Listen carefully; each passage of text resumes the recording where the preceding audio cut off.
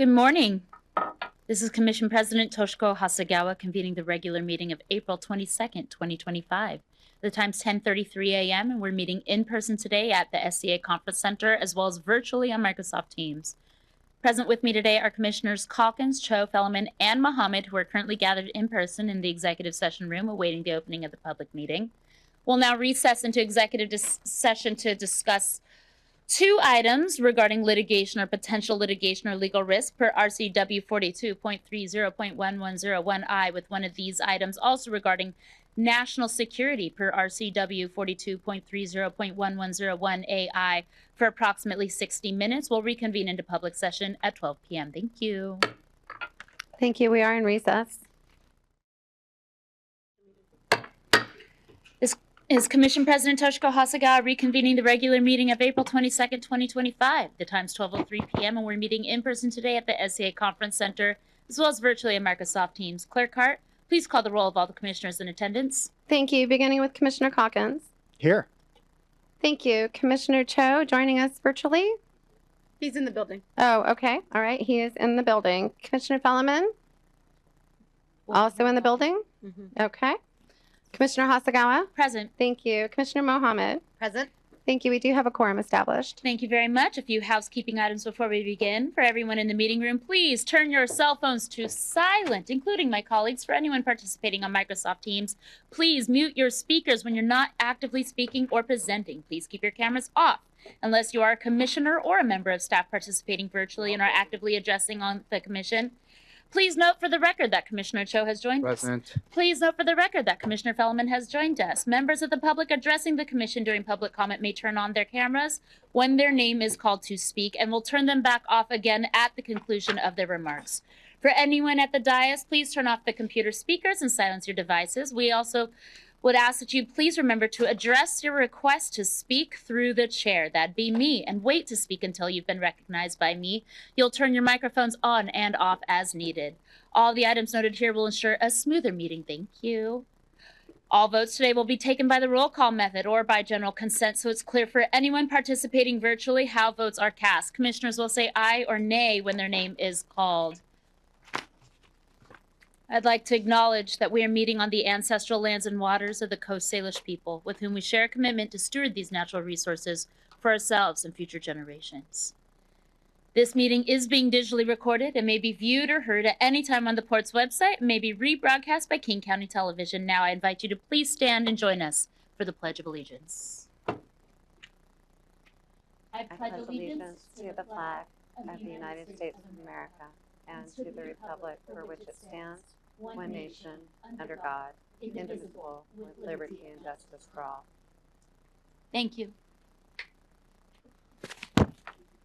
The first item of business today is approval of the agenda. As a reminder, if a commissioner wishes to make a general comment for or against an item on the consent agenda, it is not necessary to pull the item from the consent agenda. Rather, a commissioner may offer general supporting or opposing comments later in this meeting once we get to that part of the agenda.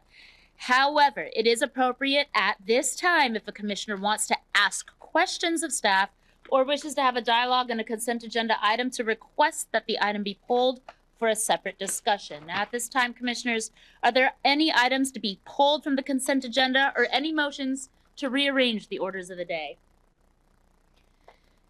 Going once, going twice. Seeing none, commissioners, the question is now on approval of the agenda. Is there a motion to approve the agenda as presented?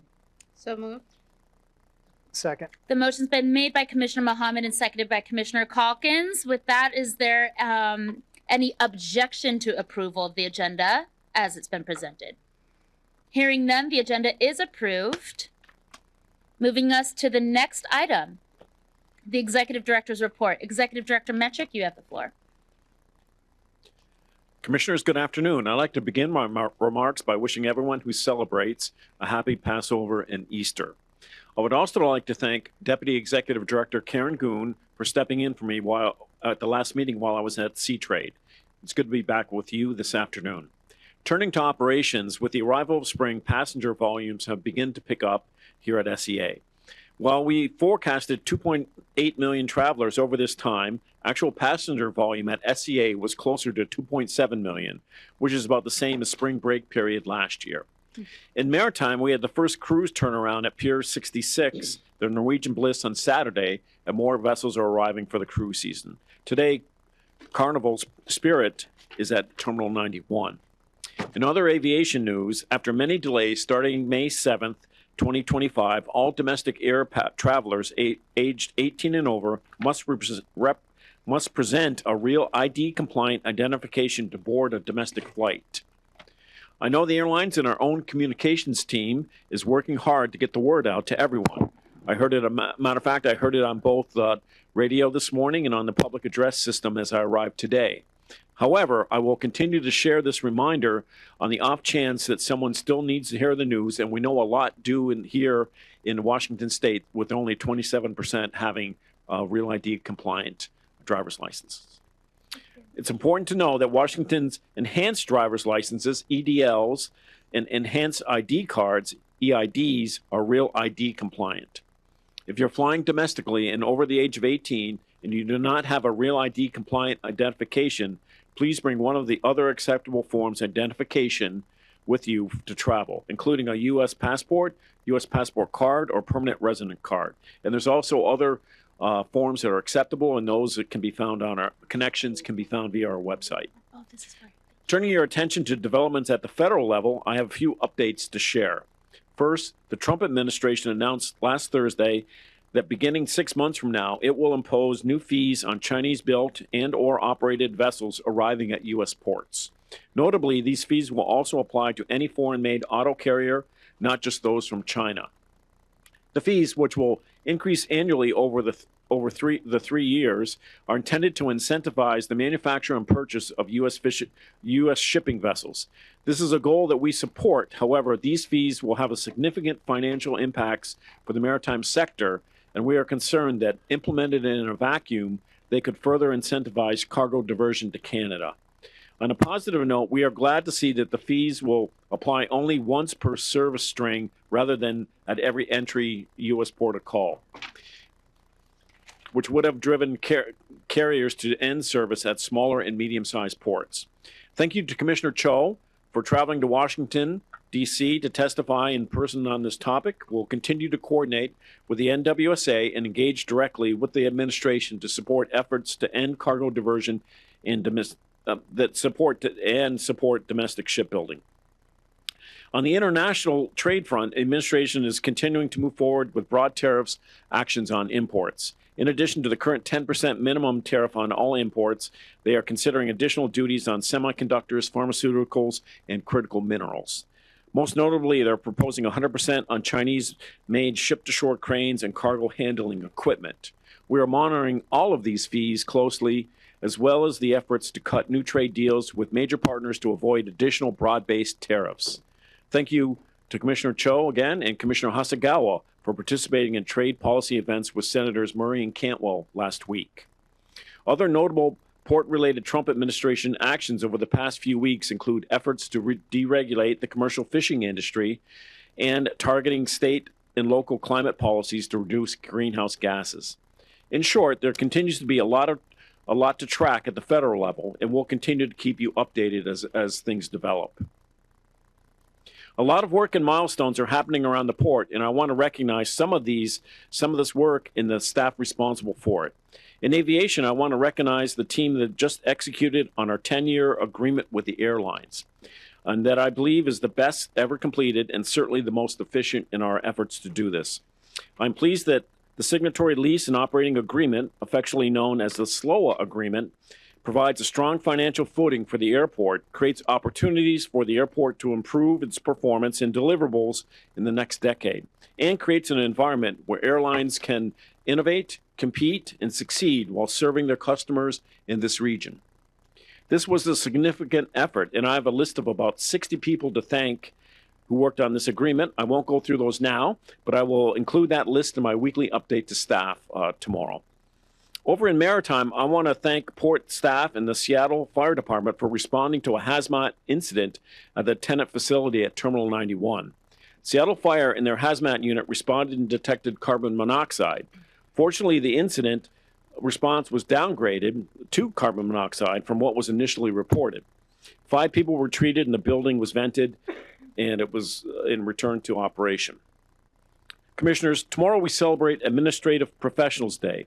Administrative professionals are vital to the operation of every facet of the port.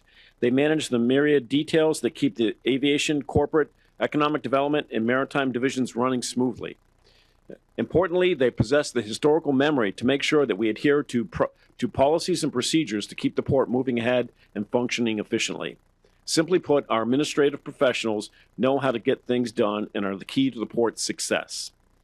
Thank you to all of our administrative professionals for all that you do. Continuing the theme of recognition, next week is Public Service Recognition Week. Public service is a calling, which I've said many times, and anyone who doubts that should spend a few minutes learning from the talented, passionate professionals who dedicate their careers to the port's success. Visiting with staff at various work locations continues to be a highlight of my job, and I look forward to getting out next week with other members of our executive team to show appreciation for our employees and the work that they do. Thank you to everyone for helping organize Public Service Recognition Week, especially our Human Resources team for taking the lead in organizing the various celebratory events during the week. Finally, but not least, today is Earth Day. Since its establishment in 1970, on this day in April, we join the global community in recognizing the vital importance of our natural resources and reaffirming our commitment to environmental protection in all that we do. I'm being completely sincere when I say that every day is Earth Day at the port from this perspective. Every day we make progress towards our ambitious goals, such as decarbonizing all port operations, restoring 40 acres of habitat along the Duwamish, managing a robust stormwater treatment program, cleaning up contaminated sites, and other environmental priorities. We remain steadfast in our pursuit of these objectives and our environmental and sustainability values. While we see changes and uncertainty at the national level, sustainability at the port is a deeply held value and a core part of how we operate. Our commitment to protecting our land, water, and air and its connection with community remains. Our teams demonstrate their commitment to environmental sustainability every day. Here are just a couple examples of what happens here at the port in a one-week period. Last Saturday, port teams were joined by Commissioners Fellman and Mohammed at Duwamish Alive habitat restoration events. Today, employees are supporting a customer Earth Day event here at the port.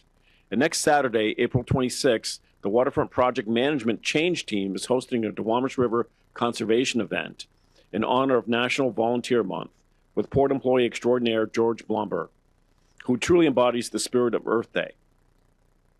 Even today's Commission agenda includes items directly related to our ongoing work in reducing emissions and mitigating aircraft noise for our neighboring communities. At the global level, I want to highlight a significant development in the maritime sector. Earlier this month, the Maritime Environmental Protection Committee of the International Maritime Organization recommended a groundbreaking framework striving for net zero greenhouse gas emissions from ships by or around 2050. This historic agreement will be the first to combine mandatory emissions limits with carbon pricing across the entire shipping industry. Once adopted, it will take effect in 2027 and apply to large ocean-going vessels. This global step reinforces actions by the port and our customers to decarbonize maritime operations, both here and globally. Thank you, Commissioners, for continuing to champion our environmental work. Moving to today's Commission meeting, I'd like to highlight a couple items.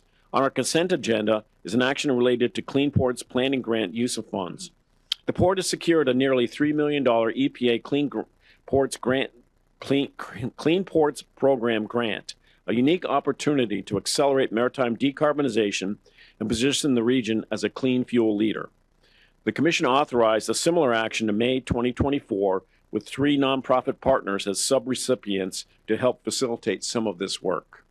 This authorization enables the port to utilize the remaining grant funds for technical analysis, strategy development, community engagement, and workforce planning. This project supports 2 key maritime sectors and advances goals outlined in the Port Century Agenda, the Northwest Ports Clean Air Strategy, and the Maritime Climate and Air Action Plan for the port. The projects will include vessel activity and fuel inventory, hovercraft modernization feasibility, fuel infrastructure and demand analysis, methanol bunkering, exercise, zero-emission fuel strategy roadmap, community outreach and education on clean fuels, workforce impact assessment and development planning, and ongoing project management and reporting. Given the ongoing uncertainty of federal grant funds, staff have conferred with project partners and have confirmed their interest in continuing to move forward with this project. As I mentioned, several items on our agenda today align to our Earth Day message, and we'll seek your authorization for procurement of long lead shore power equipment for Terminal 91 and Pier 66. And we'll also present the winners of the Fly Quiet Awards and brief you on our Seattle Waterfront Clean Energy Strategy.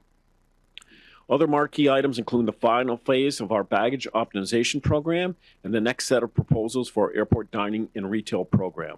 And we'll close today's meeting with a briefing on our 2024 financial performance. This annual briefing recapping the prior year's performance typically kicks off our 2026 budget planning process. So, Commissioners, this concludes my remarks. Thank you. Thank you, Executive Director Metric, for the report, which brings us along to committee reports. We have Erica Chung, Commission Strategic Advisor, who will provide it. Good afternoon. Good afternoon, President Hasagawa, Commissioners, Executive Director Metric. I have two committee reports for you today. On April 15, Commission President Hasagawa and Commissioner Mohammed convened the Airport Workforce Conditions Ad Hoc Committee. Commissioners heard an update on the SCA Workers Healthcare Initiative and received a briefing on the interim analysis of the SCA Employer and Employee Healthcare Survey from staff and ports consultants from the University of Washington. Commissioners heard that over 1,000 SCA employees and 50 businesses responded to the surveys. Two of the takeaways from these surveys include the fact that certain segment of the SCA workforce struggle to afford healthcare services, and that workers with no healthcare insurance report that they are more likely to leave SCA employment in the next 12 months. Commissioners indicated that they would like to share the consultant reports with businesses and labor stakeholders. Commissioners also directed staff to proceed with the work of answering remaining legal and policy questions surrounding the development of the SCA Workers' Healthcare Policy. On April 15th, Commissioners Cho and Fellman convened the Aviation Committee. Commissioners received a briefing on the carbon offset programs that are offered to SCA travelers. Commissioners heard that the port's current offset initiative, the Good Traveler program, isn't very well used, approximately $2,000 USD total in offset purchase per year, but that staff are revamping the program by submitting a new RFP. The new RFP prioritizes finding an operator of the Good Traveler program that will promote sustainable aviation fuel certificates, building off of successful sustainable aviation fuel certificate initiative that airlines have embarked upon. Commissioners relayed their strong guidance that any SAF certificate or carbon offset program have the highest level of independent third-party certification available. Commissioners also asked for and received a brief update on the Port of Seattle SAF infrastructure plans. This concludes my report. Thank you. Thank you very much, Erica. Commissioners, are there any follow-up questions regarding committees? I just wanted to mention that the continuing work on the SCA Healthcare Exploration is from a listening session that we held years ago with some of our business partners who are in the room today. And so I wanted to thank you for your ongoing partnership as we do our work. Thanks, Erica. And that's going to bring us to public comment. The Port welcomes public comment as an important part of the public process. Comments are received and considered by the Commission in its deliberations. Before we take public comment, let's go ahead and review our rules for in-person and virtual public comment. Clerk Hart, please play the recorded rules.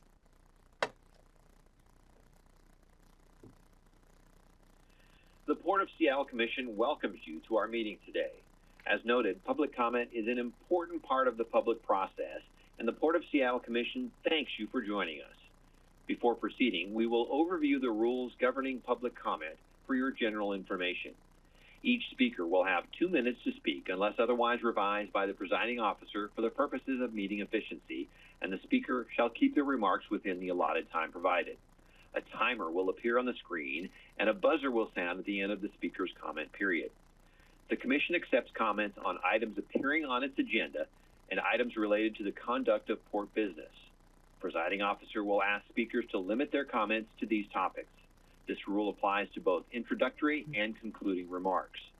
Disruptions of Commission public meetings are prohibited. General disruptions include, but are not limited to, the following: speaking before being recognized by the presiding officer, holding or placing banners and signs in the meeting room in a way that endangers others or obstructs the flow of people or view of others at the meeting, intentionally disrupting, disturbing, or otherwise impeding attendance or participation at a meeting, refusing to follow the direction of the presiding officer or security personnel, attempting to use the comment time for purposeful delay without conveying a discernible message, using the comment period to assist in a campaign for election of any person to any office or for the promotion of or opposition to any ballot proposition except when addressing action being taken by the Commission on a ballot proposition appearing on its agenda, directing public comments to the audience, engaging in abusive or harassing behavior, including but not limited to derogatory remarks based on age, race, color, national origin, ancestry, religion, disability, pregnancy, sex, gender, sexual orientation, transgender status, marital status, or any other category protected by law, the use of obscene or profane language and gestures, assaults or other threatening behavior, and sexual misconduct or sexual harassment. For safety purposes, individuals are asked not to physically approach commissioners or staff at the meeting table during the meeting. Individuals may provide written public comment before or after the meeting, and in addition, speakers may offer written materials to the Commission clerk for distribution during their testimony to the Commission. A detailed list of the public comment rules is available through the Commission clerk. If a meeting is disrupted by an individual in attendance in the meeting room or by an individual providing public comment in person or virtually, the port will impose progressive consequences that may result in exclusion from future meetings. Written materials provided to the clerk will be included in today's meeting record. The clerk has a list of those prepared to speak. When your name is called, please come to the testimony table or unmute yourself if joining virtually. Repeat your name for the record and state your topic related to an item on the agenda or related to the conduct of port business. For those joining virtually, when you have concluded your remarks, please turn off your camera and mute your microphone. Our public comment period will now commence. Thank you again for joining us today. Clerk Hart, will you go ahead and take us?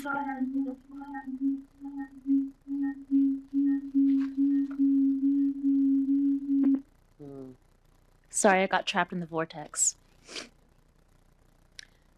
Aubrey, are you able to share the timer from your end?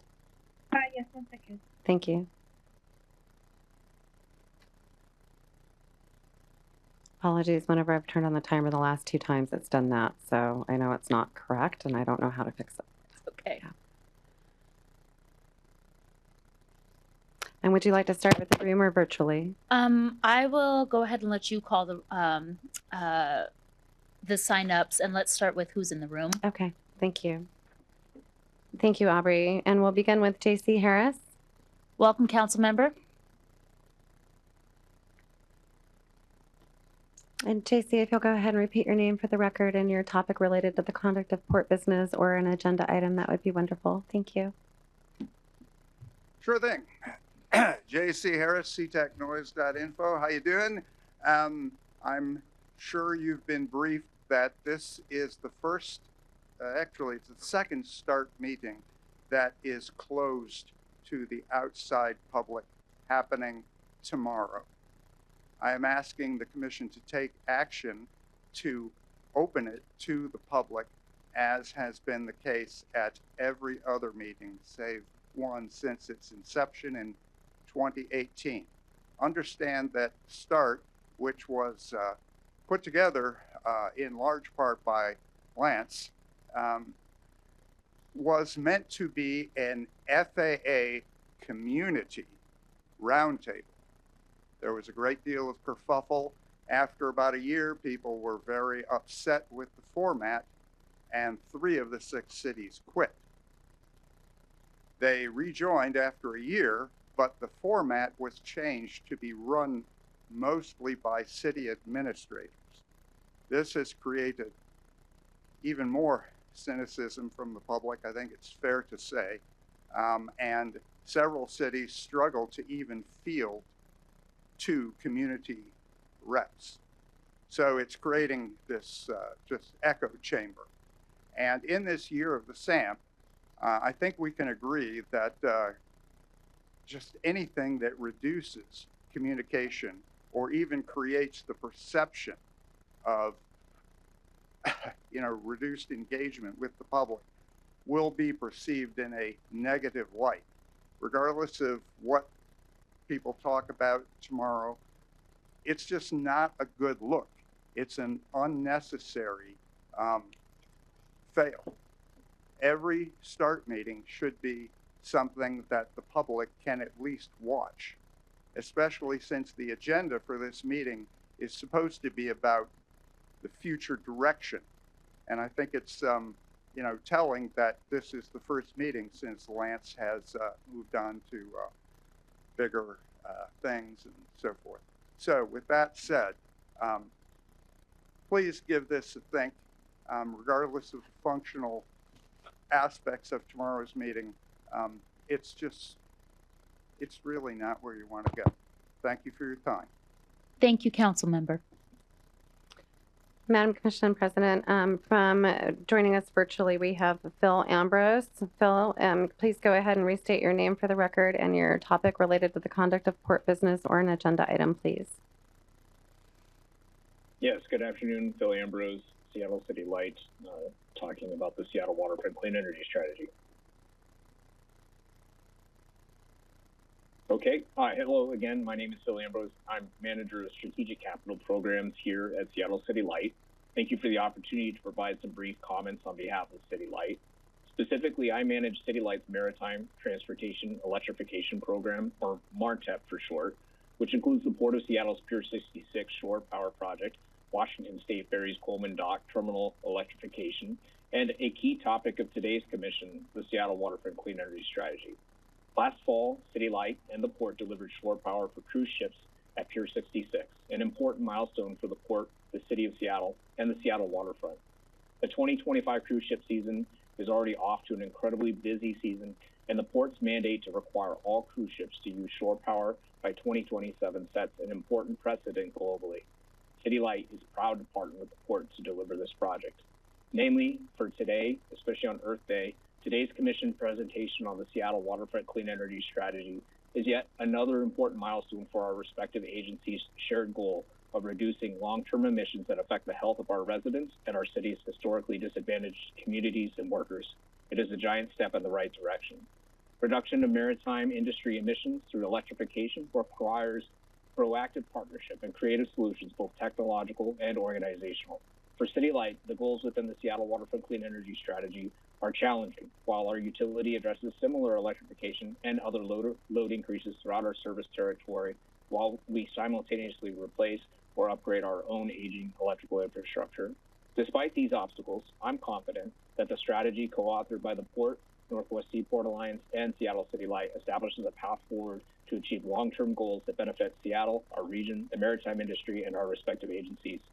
City Light is eager to participate with the Port and Northwest Seaport Alliance to continue our master site planning and system improvements to deliver the vision and intent shared by our 3 organizations.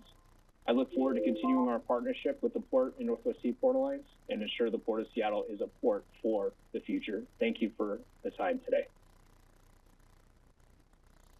Thank you very much. Is there anybody else who signed up in advance, in person, or virtually who we can call on? Not who has signed up in advance. Is there anybody else who is with us online or in person who would like to address the commission? Going once, going twice. Seeing none, Clerk Hartley, please give us a synopsis of the written comments. Thank you, Madam Commissioner President, members of the Commission, Executive Director Metric. We have received 1 written comment for the meeting today. This has been previously distributed to you and will become a part of the meeting record. This has been submitted by Matt Ventosa, Vice President of ILWU, Local 19 Seattle. Matt writes regarding the use of TWIC cards, which is Transportation Workers Identification Credentials. as acceptable identification to fly and meet real ID requirements. He states that a website indicates that the TWIC card is listed as acceptable identification. However, he tried to present this at the airport and it was denied. He states that with the May 7th deadline approaching, that this needs to be fixed for everyone who plans on using a government-issued ID, a TWIC card, and I hope I'm pronouncing that correctly. Thank you. You are, and we just wanted to note that we were able to verify that TWIC is indeed an acceptable form of real ID, and that TSA will be retraining all personnel on acceptable forms of ID. Great, thank you. That concludes the written comments we've received today. Thank you very much. Moving forward, our next order of business is the consent agenda. Items on the consent agenda are considered routine and will be adopted by one motion.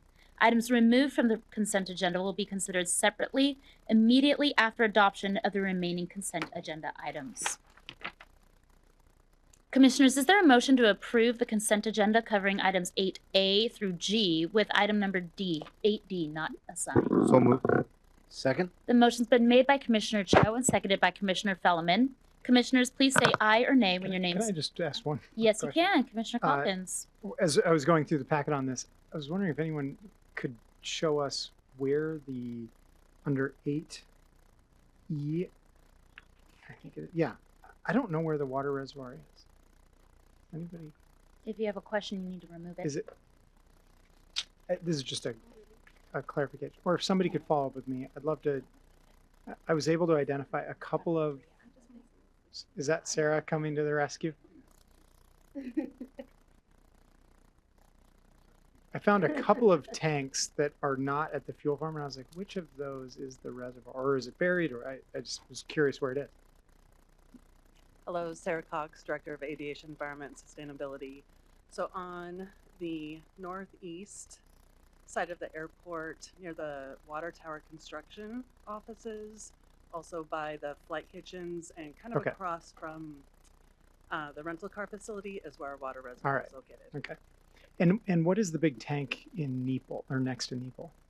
That is SPU's water reservoir for this regional supply. All right, thank you so much. Yep, no problem. Sorry to delay us. No Well, Commissioners, I just want to say as a point of order, if you have questions, you should remove the item for discussion. I'm sorry, but it's just a matter of process. You can have general supporting or opposing comments, but if you have additional questions, I'd ask that you actually formally remove the item and we can go through it quickly.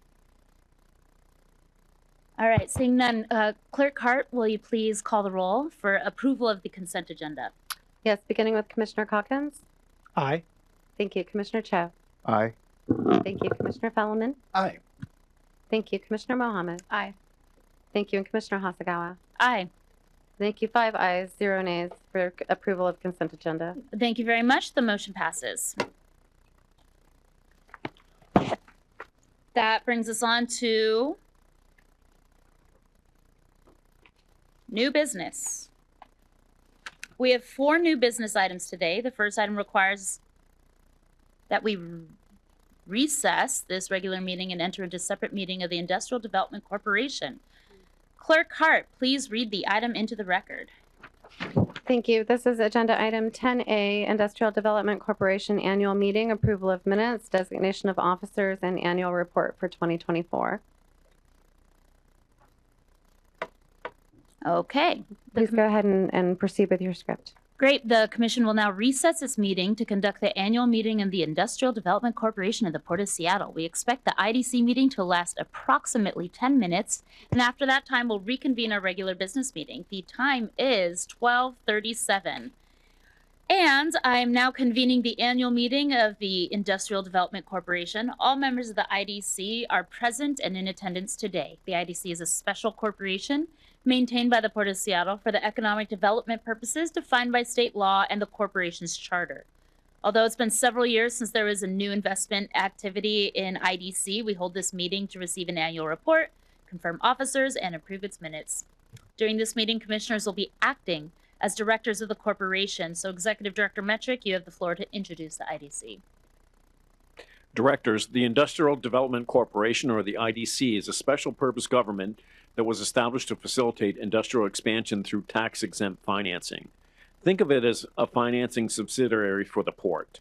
There was no financing in 2024, Ian Burke, Senior Financial Analysis, is our presenter for the IDC meeting today. But first, I believe the directors have some other organizing business to attend to, so I'll turn it back over to Director Hasegawa.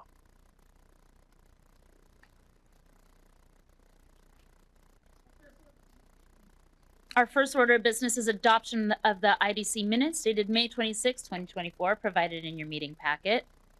Commissioners, are there any objections to the meeting minutes as presented? Hearing none, the minutes are approved. I'll now accept a motion to confirm the IDC officers for this year. The slate of candidates for 2025 are as follows. Myself, Toshiko Hasegawa, as president. Ryan Calkins as vice president. Sam Cho as secretary. Fred Felleman as director. And Hamdi Mohammed as director. Is there a motion? So moved. Second. The motion's been made and seconded. Directors, please say aye or nay when your name's called to approve the slate of officers. Clerk Hart, please call the roll. Thank you. Beginning with Director Calkins. Aye. Thank you, Director Cho. Aye. Thank you, Director Felleman. Aye. Thank you, Director Hasegawa. Aye. Thank you, Director Mohammed. Aye. Thank you. 5 ayes, 0 nays for that slate of officers. The motion passes unanimously. Mr. Burke, please continue with the IDC report. I always forget. I got to add that to my resume. Director. Not just commissioner. Please. Sorry. Thank you, Commissioner Hasegawa. Okay. Good afternoon, Commissioners. I'm gonna gavel you. Oh, sorry. You're fine.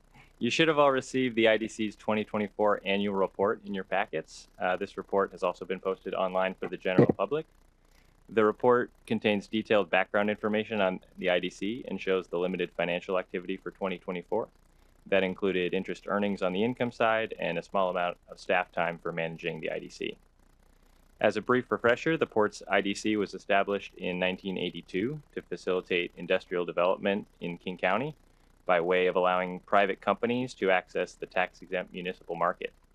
The IDC acts as a go-between for private companies to borrow money at tax-exempt municipal rates for specific projects that meet the criteria and that occur on port property. The IDC itself does not lend any money, and all debt issued by a private business through the IDC is non-recourse to the port and to the IDC itself. The port is also not allowed to lend or contribute funds directly to the IDC, a major reason that staff has recommended leaving the $325,000 fund balance. As noted in the packet, and as we've discussed in prior years, federal tax law changes, particularly the Tax Reform Act of 1986, have greatly limited the types of projects and facilities that qualify for tax-exempt financing. IDCs have seen considerably less activity since that time. For example, the port had 15 projects funded through the IDC between 1982 and 1986, and we've only had 2 since that time. As of December 31st, 2024, Delta Airlines is the last remaining with outstanding debt funded through the IDC, with the final bullet maturity scheduled for 2030. It's difficult to predict if we will see any renewed interest in IDCs in the current environment. If rates remain high for a sustained period of time, and or if the delta between taxable and tax-exempt debt widen dramatically, it would create the right environment for companies to want to access tax-exempt debt. But the word of the day seems to be uncertainty in the markets, and the IDC world has been quiet. The port remains open to using the IDC to help fund economic development, but for now, IDC interest remains low. Unless you have any specific questions, this concludes my presentation. Commissioners, this is your time to, directors, this is your time to make questions, comments, or ask questions, if you have any. Well, I'd like to thank my colleagues for their hard work as IDC directors this past year. It's truly my honor and my privilege to steward this motion, and thank you for the report. So seeing no further business of the Port of Seattle Industrial Development Corporation, the IDC annual meeting is now adjourned. The time is 12:42 and the Port of Seattle Commission meeting is now reconvened. Clerk Hart, please read the next item into the record, and Executive Director Metric will introduce it. Thank you. This is agenda item 10B, authorization for the executive director to conduct the release for a request for proposal and to execute a lease and concession agreement with selected proposers at Seattle-Tacoma International Airport for the 20 airport dining and retail locations that will naturally expire between 2025 and 2028. Commissioners, our award-winning and nationally recognized airport dining and retail team exemplifies the SEA model of Elevate Every Day. Thanks to your leadership, this team has been on a journey of continuous process improvement, have removed barriers for small businesses, and have recently awarded new concepts for our Sea Concourse expansion. These businesses create local jobs and generate significant revenue that is reinvested to support airport operations and capital improvements at the port. Presenters this afternoon are Jeffrey Wolf, Director, Aviation Commercial Management; Scott Van Horn, Manager, Airport Dining and Retail Business Development; and Kalia Moore, Assistant Director, Airport Dining and Retail. So I think I'll begin with Jeff.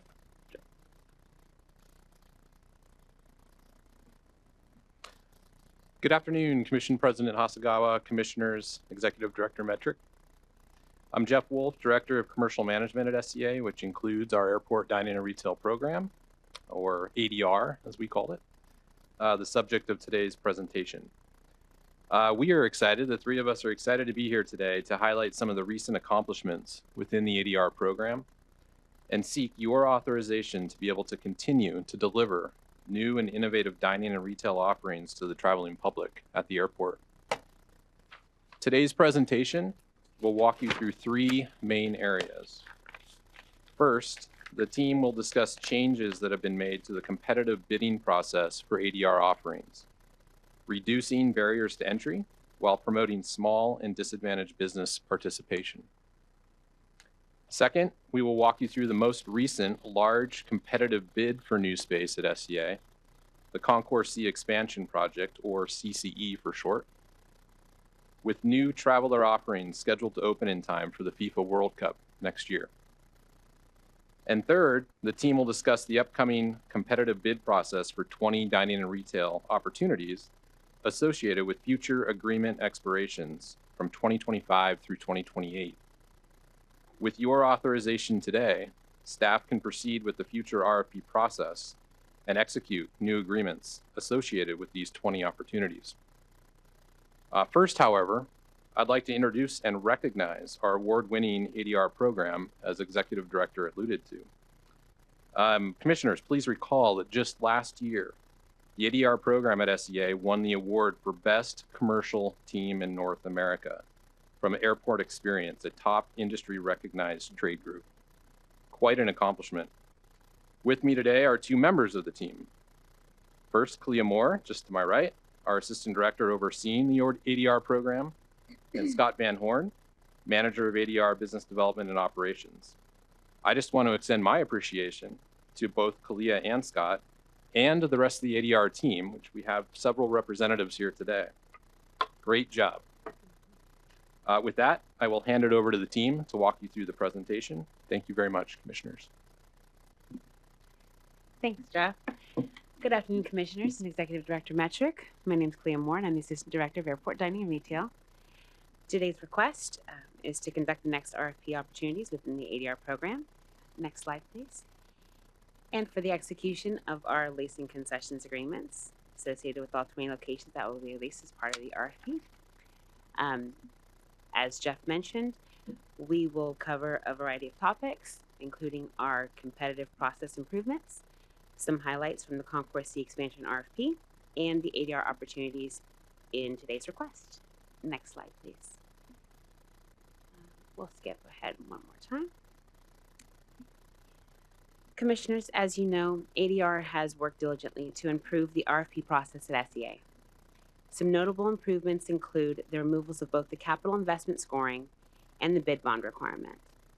These measures are key components to the comprehensive ADR strategy to remove barriers to entry, and we have seen ACDBE participation in the ADR program increase by over 22% since the implementation of these process improvements. With our most recent RFP, we have instituted a first-time bidders training course, which Scott will highlight in more detail shortly.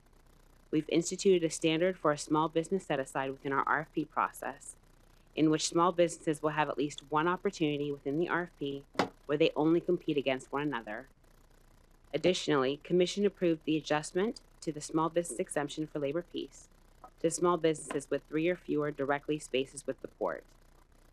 One item not listed is the Tasker project, which received Commission approval on April 8th. This is an initiative we believe will show tangible results supporting new business entry into the program and alleviating construction challenges previously faced during former ADR tenant projects.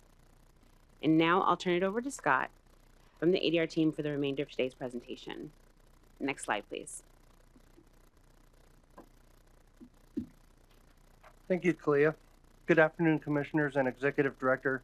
My name is Scott Van Horn, and I am the Airport Dining and Retail Manager of Business Development and the Assistant ACDBE Liaison. Prior to the release of the Concourse C RFP, we conducted a thorough training to interested companies on the ADR request for proposal process. The purpose of this training was to provide insight and examples on how to respond to the RFP questions.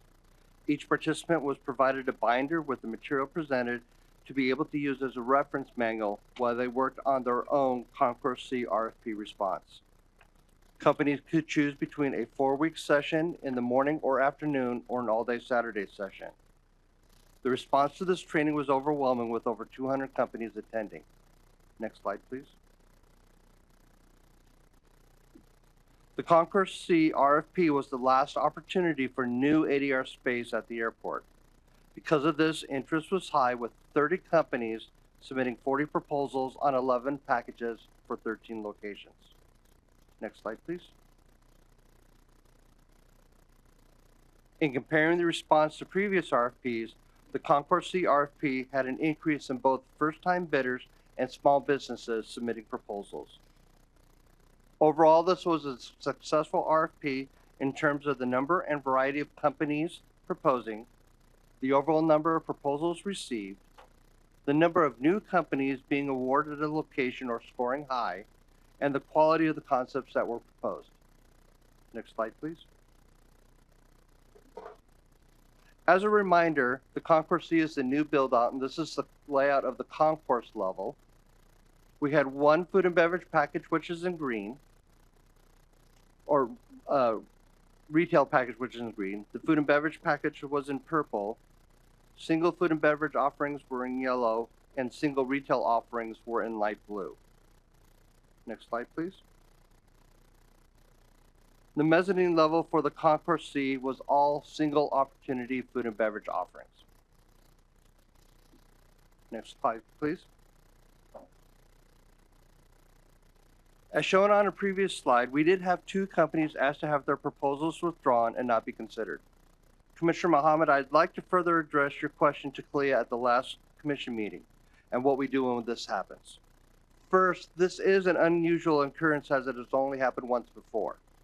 In this instance, there was only one proposal for the space. Therefore, we have included the space to go back out for RFP as part of this authorization. If there were multiple responses and the second place company was close in the score, typically between 5 and 10%, we would award that location to the second place company. Next slide, please. All awardees and their renderings for the Concourse C RFP are included in the appendices to this presentation. We value all of our tenants that were awarded, but wanted to showcase some of the amazing new concepts that will be enhancing the experience within the ADR program at SEA. First is Lady Yum, who has participated in all levels of our small business incubator program and was awarded a long-term location on their very first try. Next slide, please. We are also highlighting Bambuza South Waterfront, who is an ACDBE who has attributed a large part of their growth to their continued success at SEA. Bambuza was one of the small businesses who advocated for the small business labor peace exemption, as mentioned before, despite being exempt from receiving it. Next slide, please.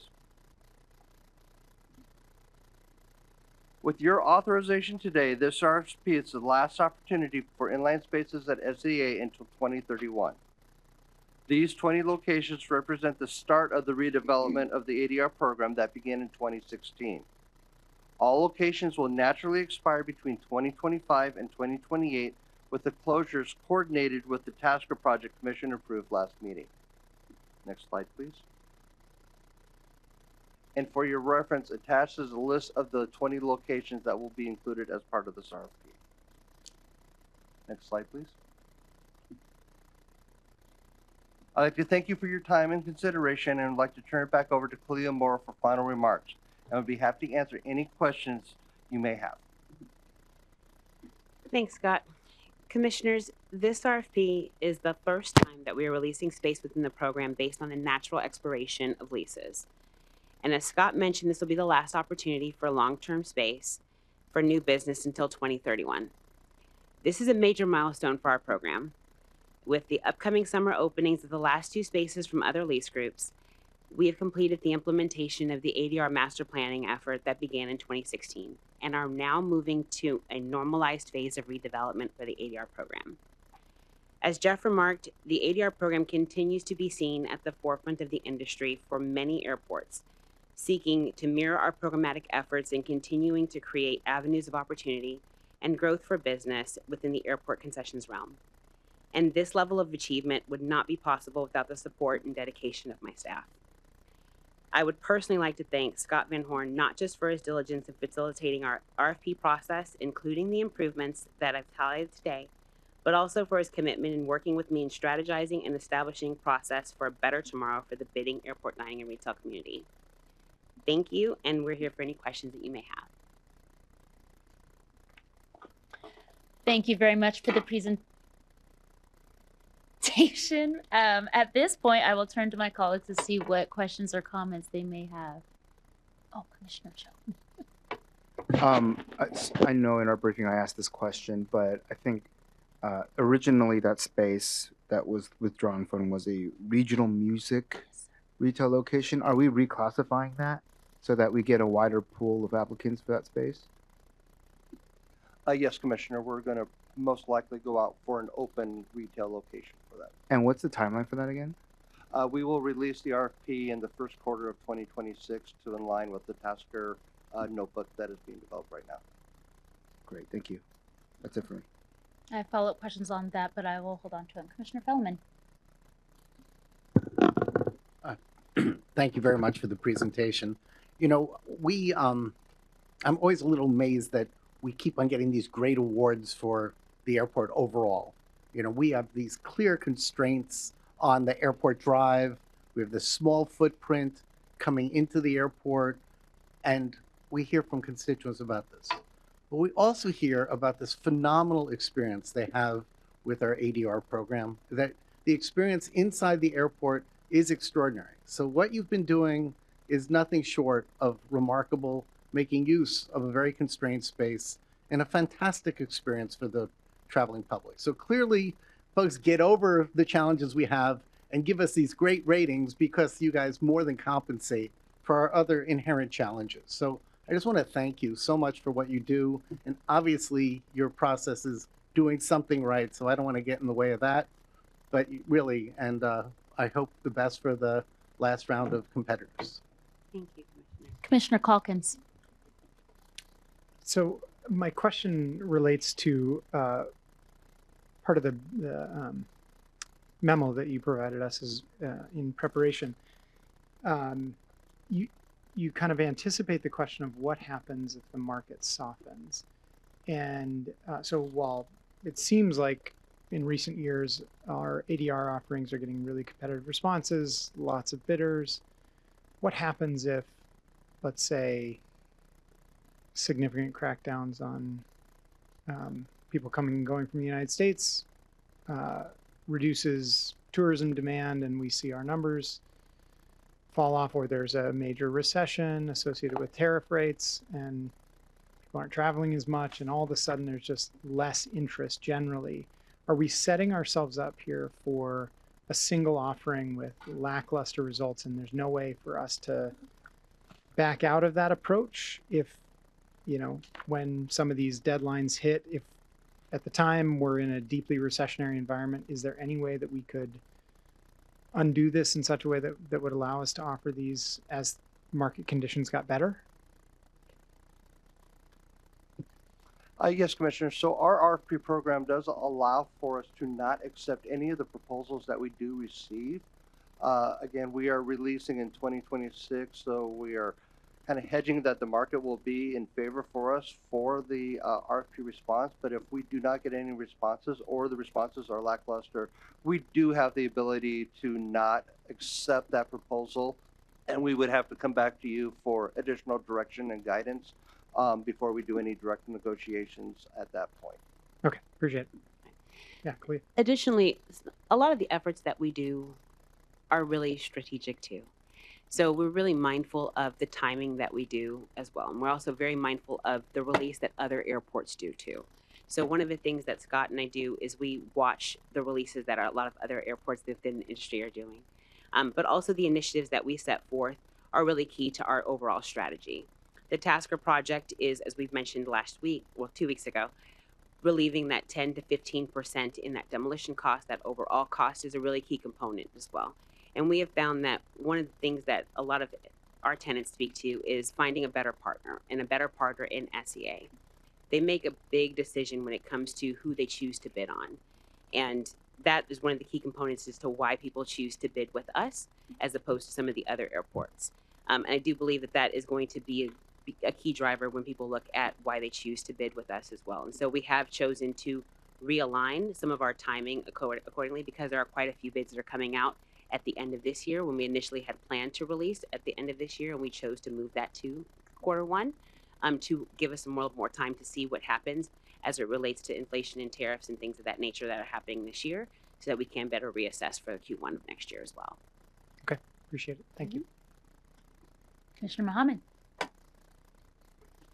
Thank you. I also wanted to pile on and say congratulations to the ADR team on your well-deserved recognition. You all work so hard, and I also want to extend my appreciation and add my voice to say congratulations to you all.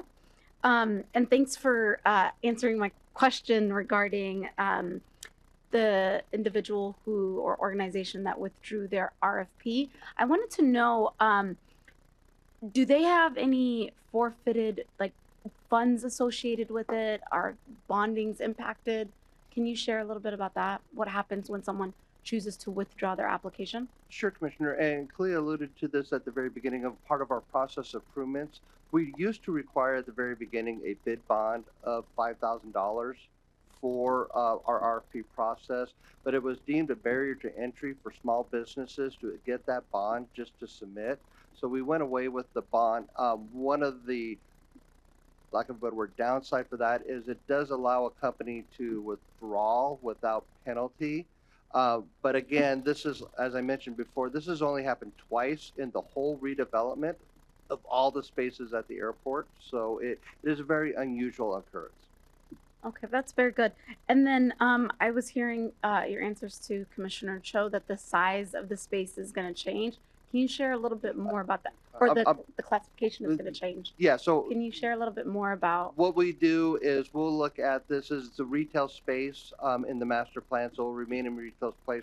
So we want the market to dictate to us what it should be. So we will, what we call an open concept, so they can propose any kind of retail concept for the space. Where previously we were trying to capture the music scene in Seattle, and we had the one proposal, but it backed out. So we're looking to gather, get more proposals for that location by going with an open concept.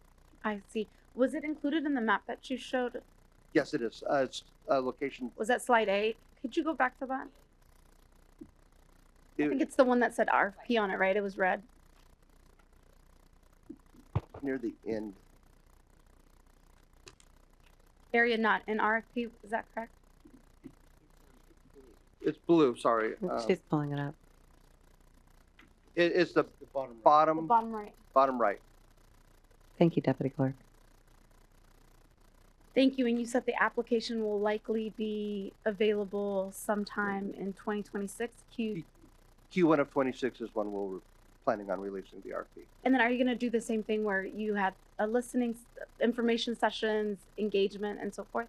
Yes, we are. We're planning right now on at least one, if not multiple, training sessions prior to the end of the year. We're still working out those dates, but we will definitely have those training sessions. They were well received by the small business and large business community. And so that's something that, as part of our process, we will continue every time before we release an RFP to give them enough time to digest the information and then let them get through the holidays, and then we'll release. That's our plan. So in the short term, if we get requests or interest after this commission meeting, do we just send them to you, redirect constituents who are interested? Sure. For the record, anyone that has questions about the ADR program, they can email directly to adrrfp@portseattle.org, and then we can help those companies get registered on our notification list. But all questions can go to that email address, and I manage that email address. Very good. Thank you. Thank you. Anything else from my colleagues?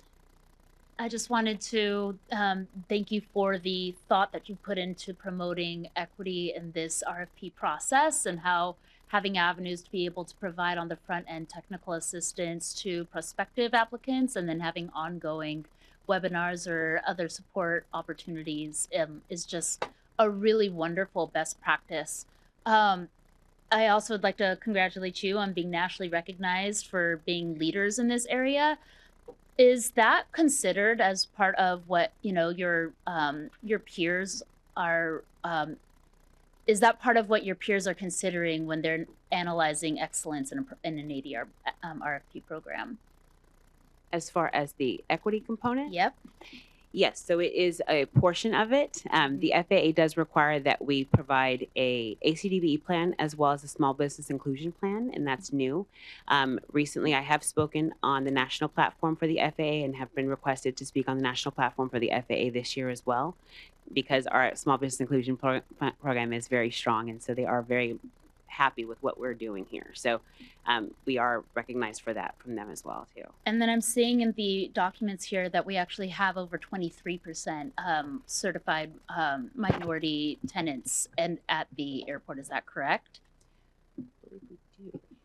Our current ACDB goal or participation is at 25%.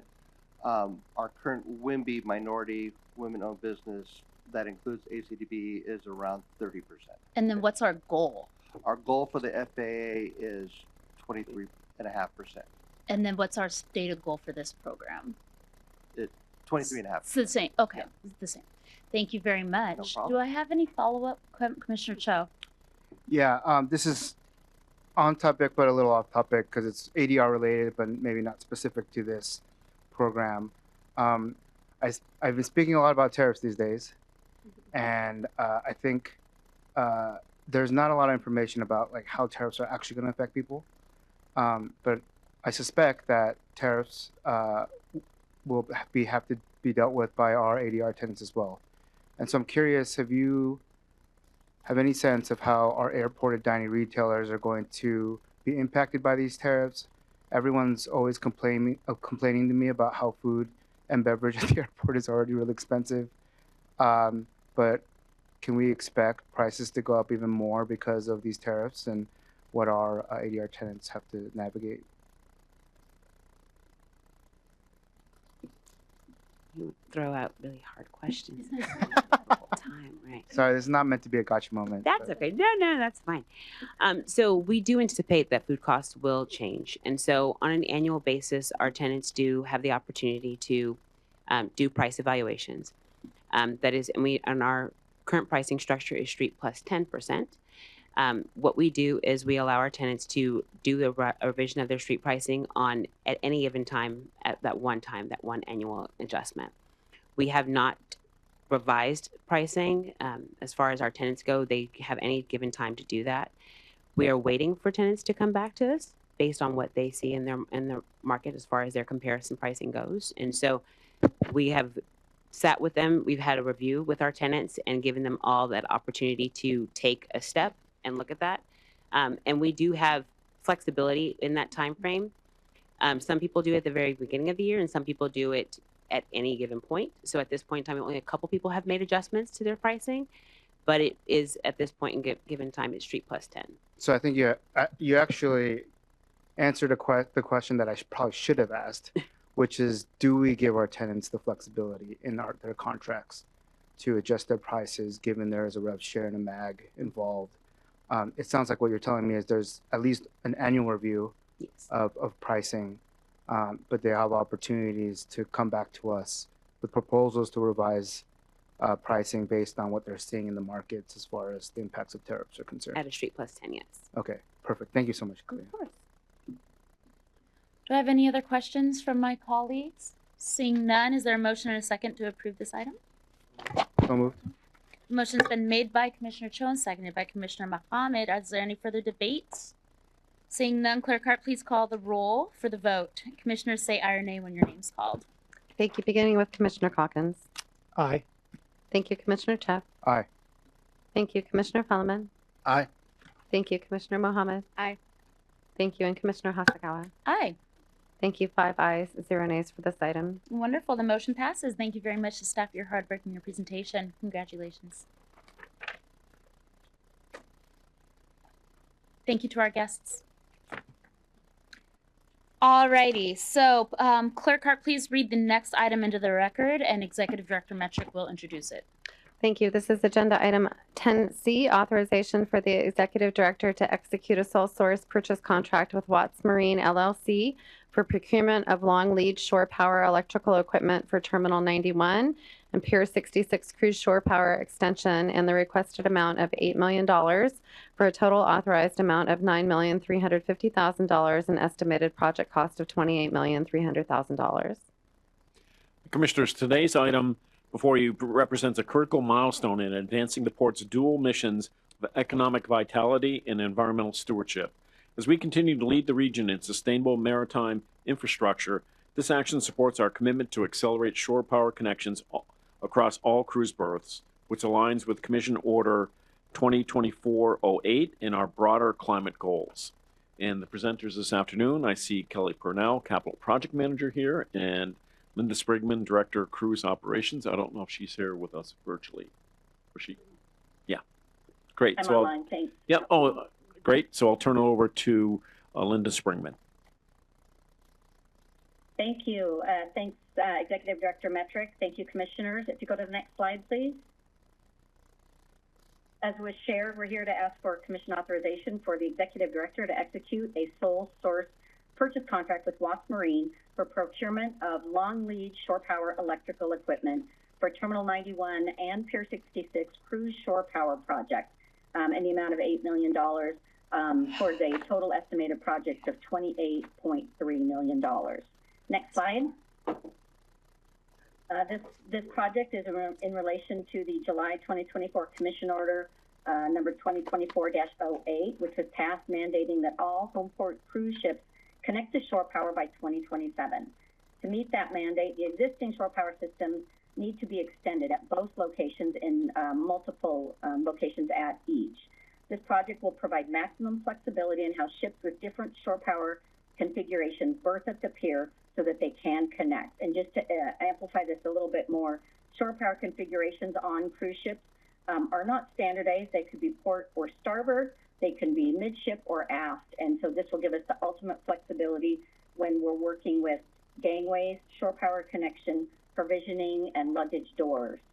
And I will now, if you go to the next slide, I'm going to turn it over to Kelly Purnell, who's leading this project from Workforce Project Management. Kelly? Thanks, Linda. Good afternoon, Commissioners and Executive Director Metric. My name is Kelly Purnell. I'm a Capital Project Manager in Waterfront Project Management. As Linda mentioned, the purpose of this project is to add much needed and required flexibility to our existing shore power systems at our 3 cruise berths in order to plug in all home port cruise ships by 2027. Our existing shore power systems are limited in which ships can be connected, as Linda described. At 66, our newest shore power system, which became operational last year, we have 2 shore power connection points that are used in conjunction with a mobile cable positioning device that provides an additional 40 feet on either side of the device to extend the cables to the ships.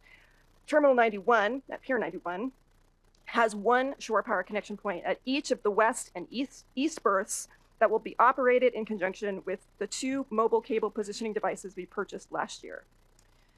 This is the original system that was installed in 2009, but was actually moved from Terminal 30 in 2005. The current configurations of the shore power systems cannot currently accommodate all of the ship shore power configurations that Linda also described, like midship, aft, or even port side connections, depending on which ship is in the berth. Simply put, the cables cannot reach all of the shore plugins on all of the different types of ships. But these are very important cruise berths, as we know. The 3 cruise berths add huge economic benefit to the Puget Sound region and contribute to 5,500 jobs and generate nearly $900 million in revenue for the area each cruise season. I'm sorry, I needed to go to next slide.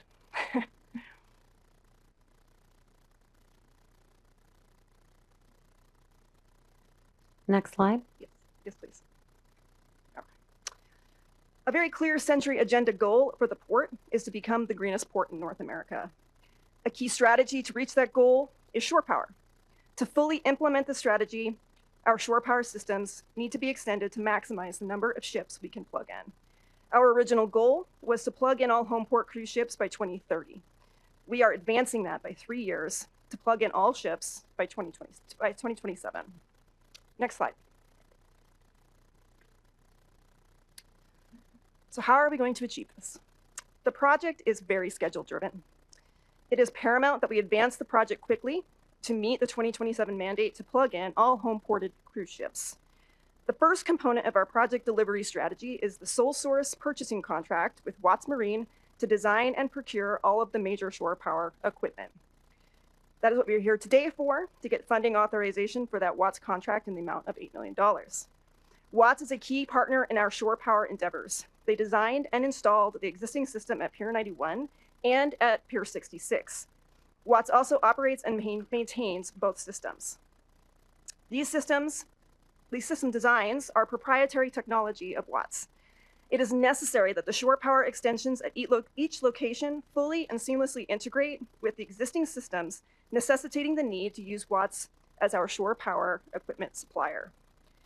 In parallel to the Watts contract, we are also doing a progressive design build alternative project delivery to accelerate our design and construction to the extent feasible.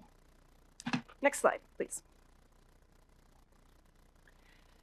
Just a quick overview of where our shore power systems are located at 66 and Pier 91. The orange is the area that we need to extend somewhere in that area. The yellow is our existing system location. Next slide, please. We have 2 integrated scopes of work for this project. The first is the Watts Marine component that will design and procure all major shore power equipment, coordinate with the port and design builder to ensure system compatibility, and fully commission the equipment. The second is our progressive design build contract, which the progressive design builder will complete a detailed berthing study of our known current and future ships to determine the optimal locations for our additional connection points along the berths to maximize the number of ships we can plug in. They will design, permit, and construct the electrical pathway between the connection point locations and the existing electrical substations. They will also work with Watts and the port to ensure compatibility with our existing systems, including the utilization of the mobile cable positioning devices at each of the 3 cruise berths. And they will install the shore power equipment that Watts Marine specifies and assist in the commissioning of that equipment. Furthermore, they will install new mooring bollards, which will add berthing flexibility for ships needing to connect.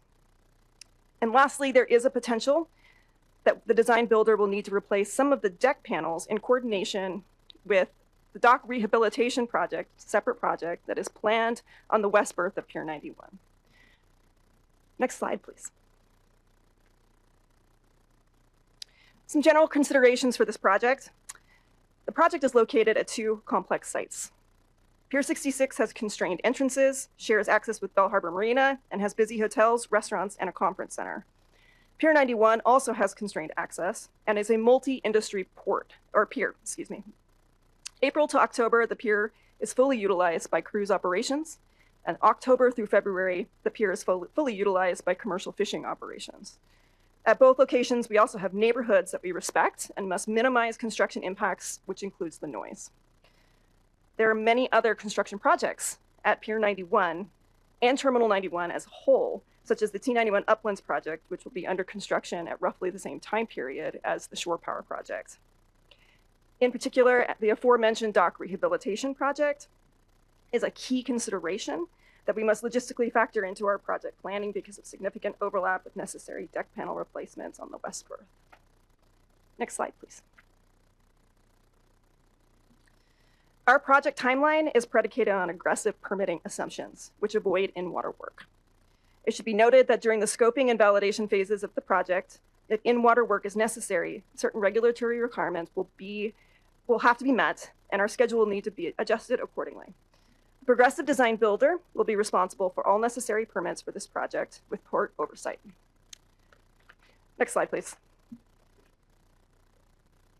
A broad overview of our project schedule. Aggressive planning on this project to meet the commission order. But we anticipate that our contract with Watts will be executed in Q2 of 2025 and our contract executed with the Progressive Design Builder by Q3 of 2025. Construction is anticipated in late Q3 or early Q4 of 2026 with in-use in 2027. Next slide, please. Currently, we're estimating the overall project budget at $28.3 million. Minus 25%, 40% based on where we are in our cone of certainty, which I have a slide about a little bit later. Our ask today is for the $8 million of that estimated cost. Next slide, please. We're utilizing opportunities with our contracting models to accelerate the project schedule, and that's the sole source contract and Progressive Design Build. Next slide, please. Here's our risk table. I won't belabor this too much, but the broad overview is that it's a very complex project, a complex set of project locations that the project team is actively working to mitigate at this time. Next slide, please. This is our typical cone of certainty, where we are today between the planning and about 30% design, which dictates our project cost range at this time. This will get narrower as we begin to partner with our Progressive Design Builder and with Watts Marine. Next slide, please. Next steps, as I noted, executing our contract with the Progressive Design Builder in Q3. Then we will be back later this fall for the authorization for the early design work, and then back next spring for the full funding authorization after we've negotiated our guaranteed maximum price with the Progressive Design Builder. Next step, or I'm sorry, next slide, please. And that's it. Thank you for your time. Thank you so much for the presentation. So at this point, I'll turn to my colleagues for any questions that they may have, beginning with Commissioner Fellman. Thank you. I really appreciate the fact that you're cracking the whip and wanting to get this done by 2027. It's a tall order, and I appreciate you rising to the occasion. I also fully support the idea of sole sourcing to Watts. They seem to be uniquely qualified for the job, and they also have a name that's uniquely qualified. When I first heard it, I thought it was referring to electricity, and it's sort of similar to Stein Cruz, a uniquely qualified individual because of their name. But beyond that is, I was really wondering why there's like this additional $9 million associated with the fancy extension cord at 66. Why wasn't it built into the original project when we just for 66? Yeah. Some provisions were made in 66. It was future-proof. So we do have a location for the new, some of the new gear that needs to go in. So it's much less scope at 66 than it is at Terminal 91 because they did future-proof to a certain extent. I don't think they were anticipating as quickly as we need to put that in. So it wasn't done at that time. But it will help to accelerate the 66 piece a bit because we did add in provisions during that project. Great. And I think Director Jones-Stebbins will be probably wanting to address this next question on top of that one. So I was just wondering how this might affect our negotiations with NCL and cost sharing and where we're at with that process.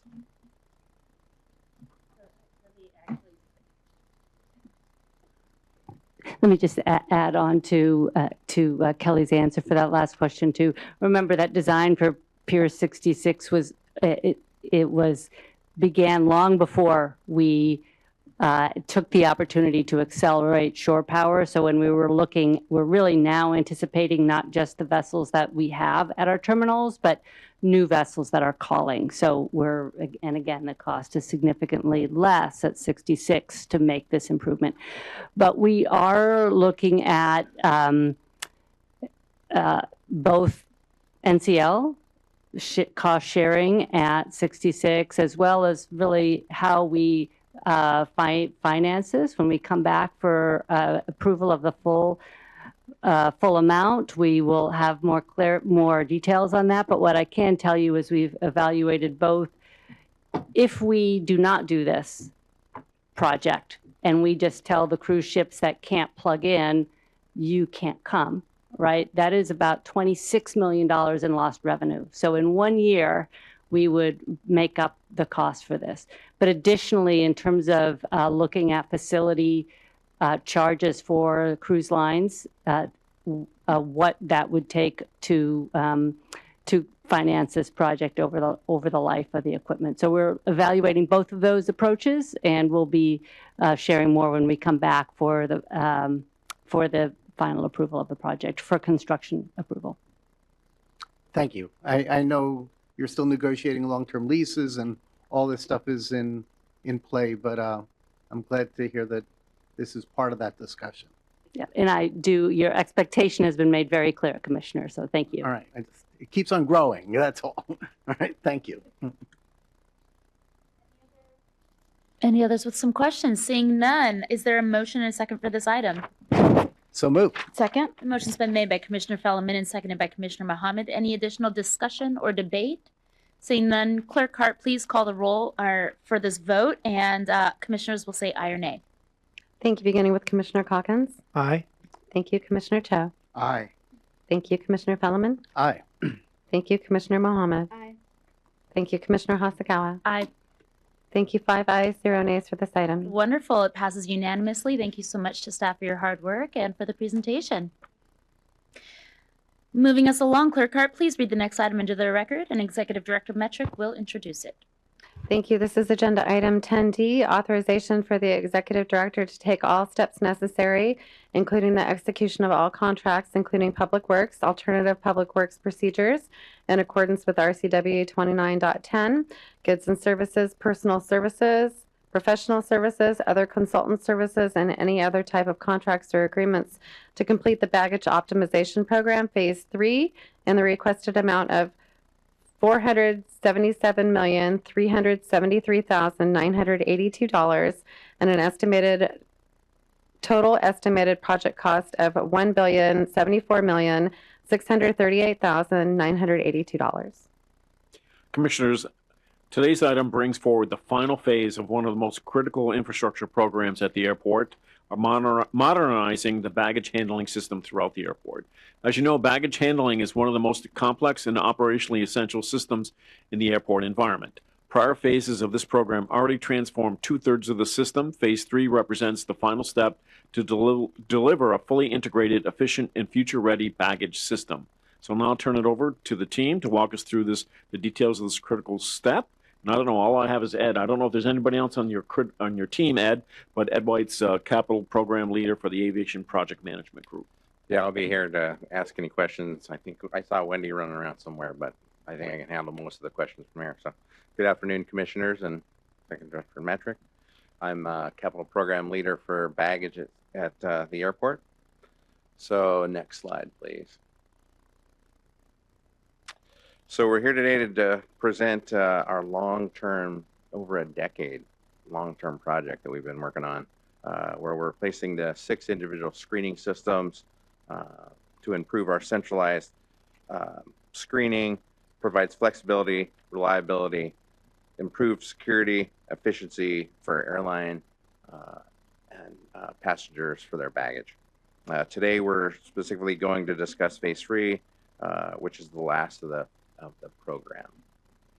Next slide. So Phase 1 and Phase 2 were design bid build contracts. Phase 1 is shown on the left side of the screen. We're going to focus on, and that was focused in the central area within the central terminal. and that was completed in 2020. Phase 2 on the right shows in the different colors. That was completed in 2024. One of the things I'd like to highlight is just recently, Phase 2 recently won the Associated General Contractors National Baldwin Group Build America over $100 million. I would like to congratulate our team on all the excellent work and our contractors as we completed Phase 2 last year. Next slide. So Phase 3 is what we're here to talk about today. Phase 3 is the last of the phases in its general contractor construction manager contracting method. It is concentrated on the south half of the airport.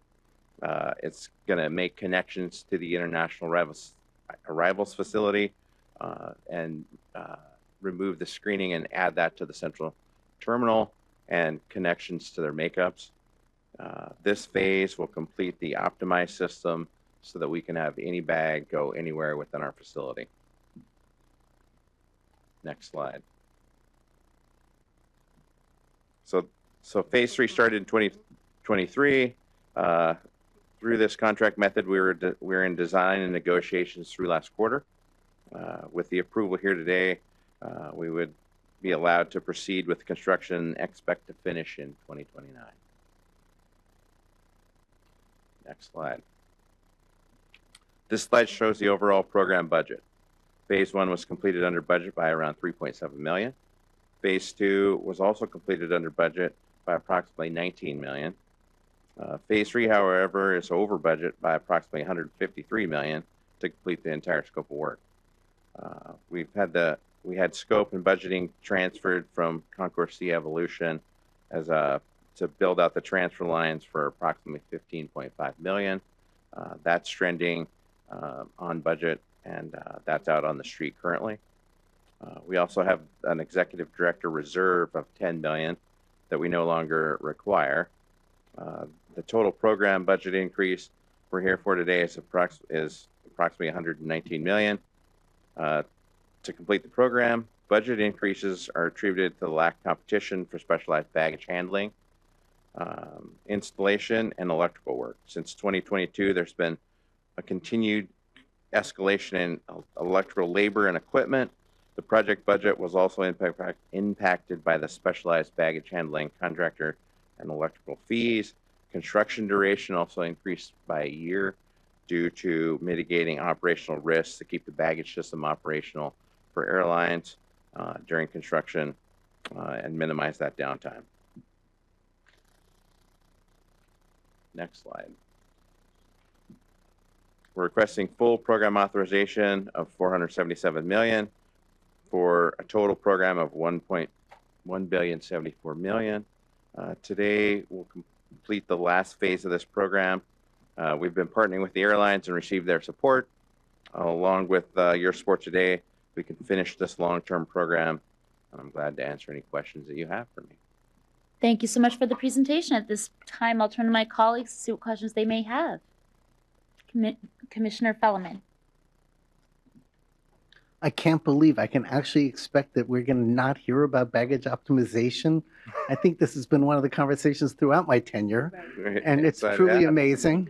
It's sort of also like one of those things that are like you building a foundation on your house. You don't know about it until it fails, and so it's one of those kind of, you don't get to see it, but everybody knows its value when you don't get your bag on time. So thank you for this sort of submarine work that you're doing. It goes unnoticed, and it's obviously essential, if not extraordinarily expensive.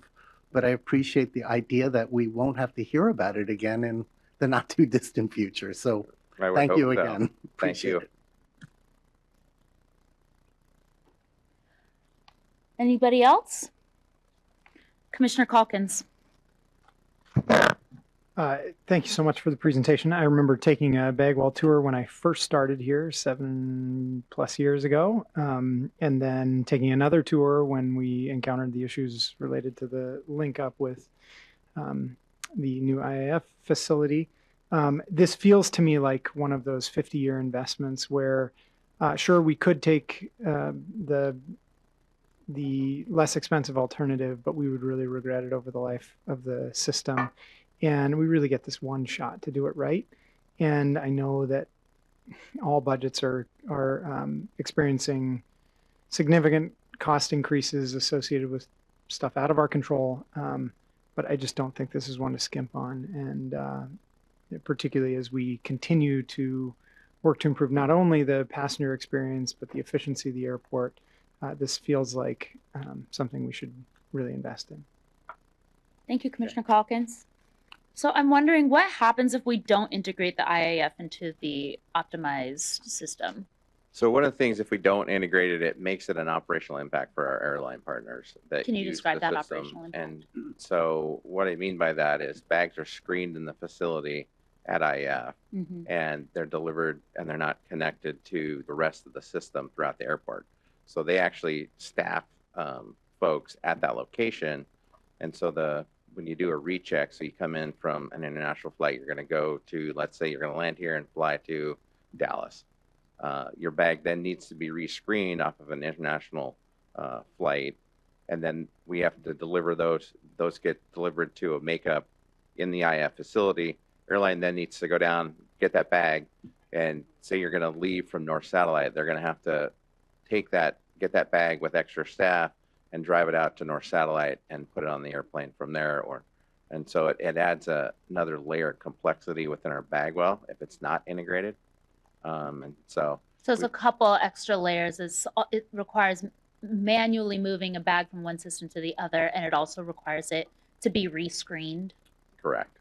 So it's rescreened and then manually moved twice, where we're going to make the connection so that when you come into the international arrivals facility, your bag will be put on the ticket counter there, and it will go through our centralized screening system, and we'll be able to deliver it anywhere in the facility. Great, thank you. Separately, why is phase 3 so dramatically over budget when phase 1 and 2 were under budget? I think it's the complexity. One of the things is it's the extra time's costing us a lot of money. As we've gotten busier over the last decade, it gets harder and harder to actually do the projects. We have about a 2-hour, 45-minute window to make connections within the system. So some of the expense is definitely related to, takes us a lot longer to do the work that we hadn't planned on years and years ago. So it's very complex to be able to get it shut down, connected, turned back on, so we don't impact the passenger bags. Thank you.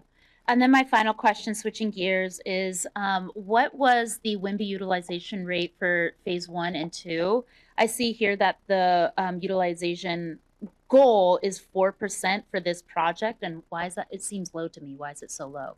So for phase 2, we had a 3%, and I think we were just over that I think it was 2%, sorry, for phase 2. We actually hit 2.97% for the total. It's specialized baggage handling equipment, and there's very few firms that are small enough that we can get a lot of small business out of that. So 80 to 90% of the work is specialized equipment that we're buying from. There's probably only 3 firms in the world that could do a project this size. That we know of, or that? Correct. Okay. Commissioner Cho?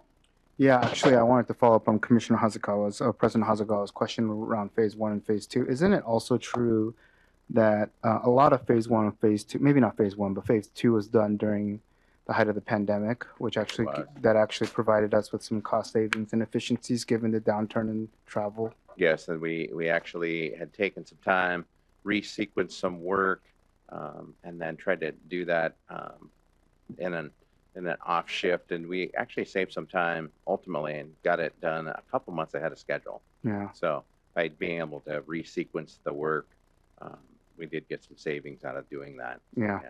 One of the silver linings of that incident. Thank you. Thank you. Hearing no further questions, is there a motion and a second for item 10D's approval? So moved. The motion's been made by Commissioner Cho and seconded by Commissioner Mohammed. Is there any further discussion or debate on this item? Seeing none, Clerk Hart, please call the roll for this, and commissioners will say aye or nay when the name's called. Thank you. Beginning with Commissioner Calkins.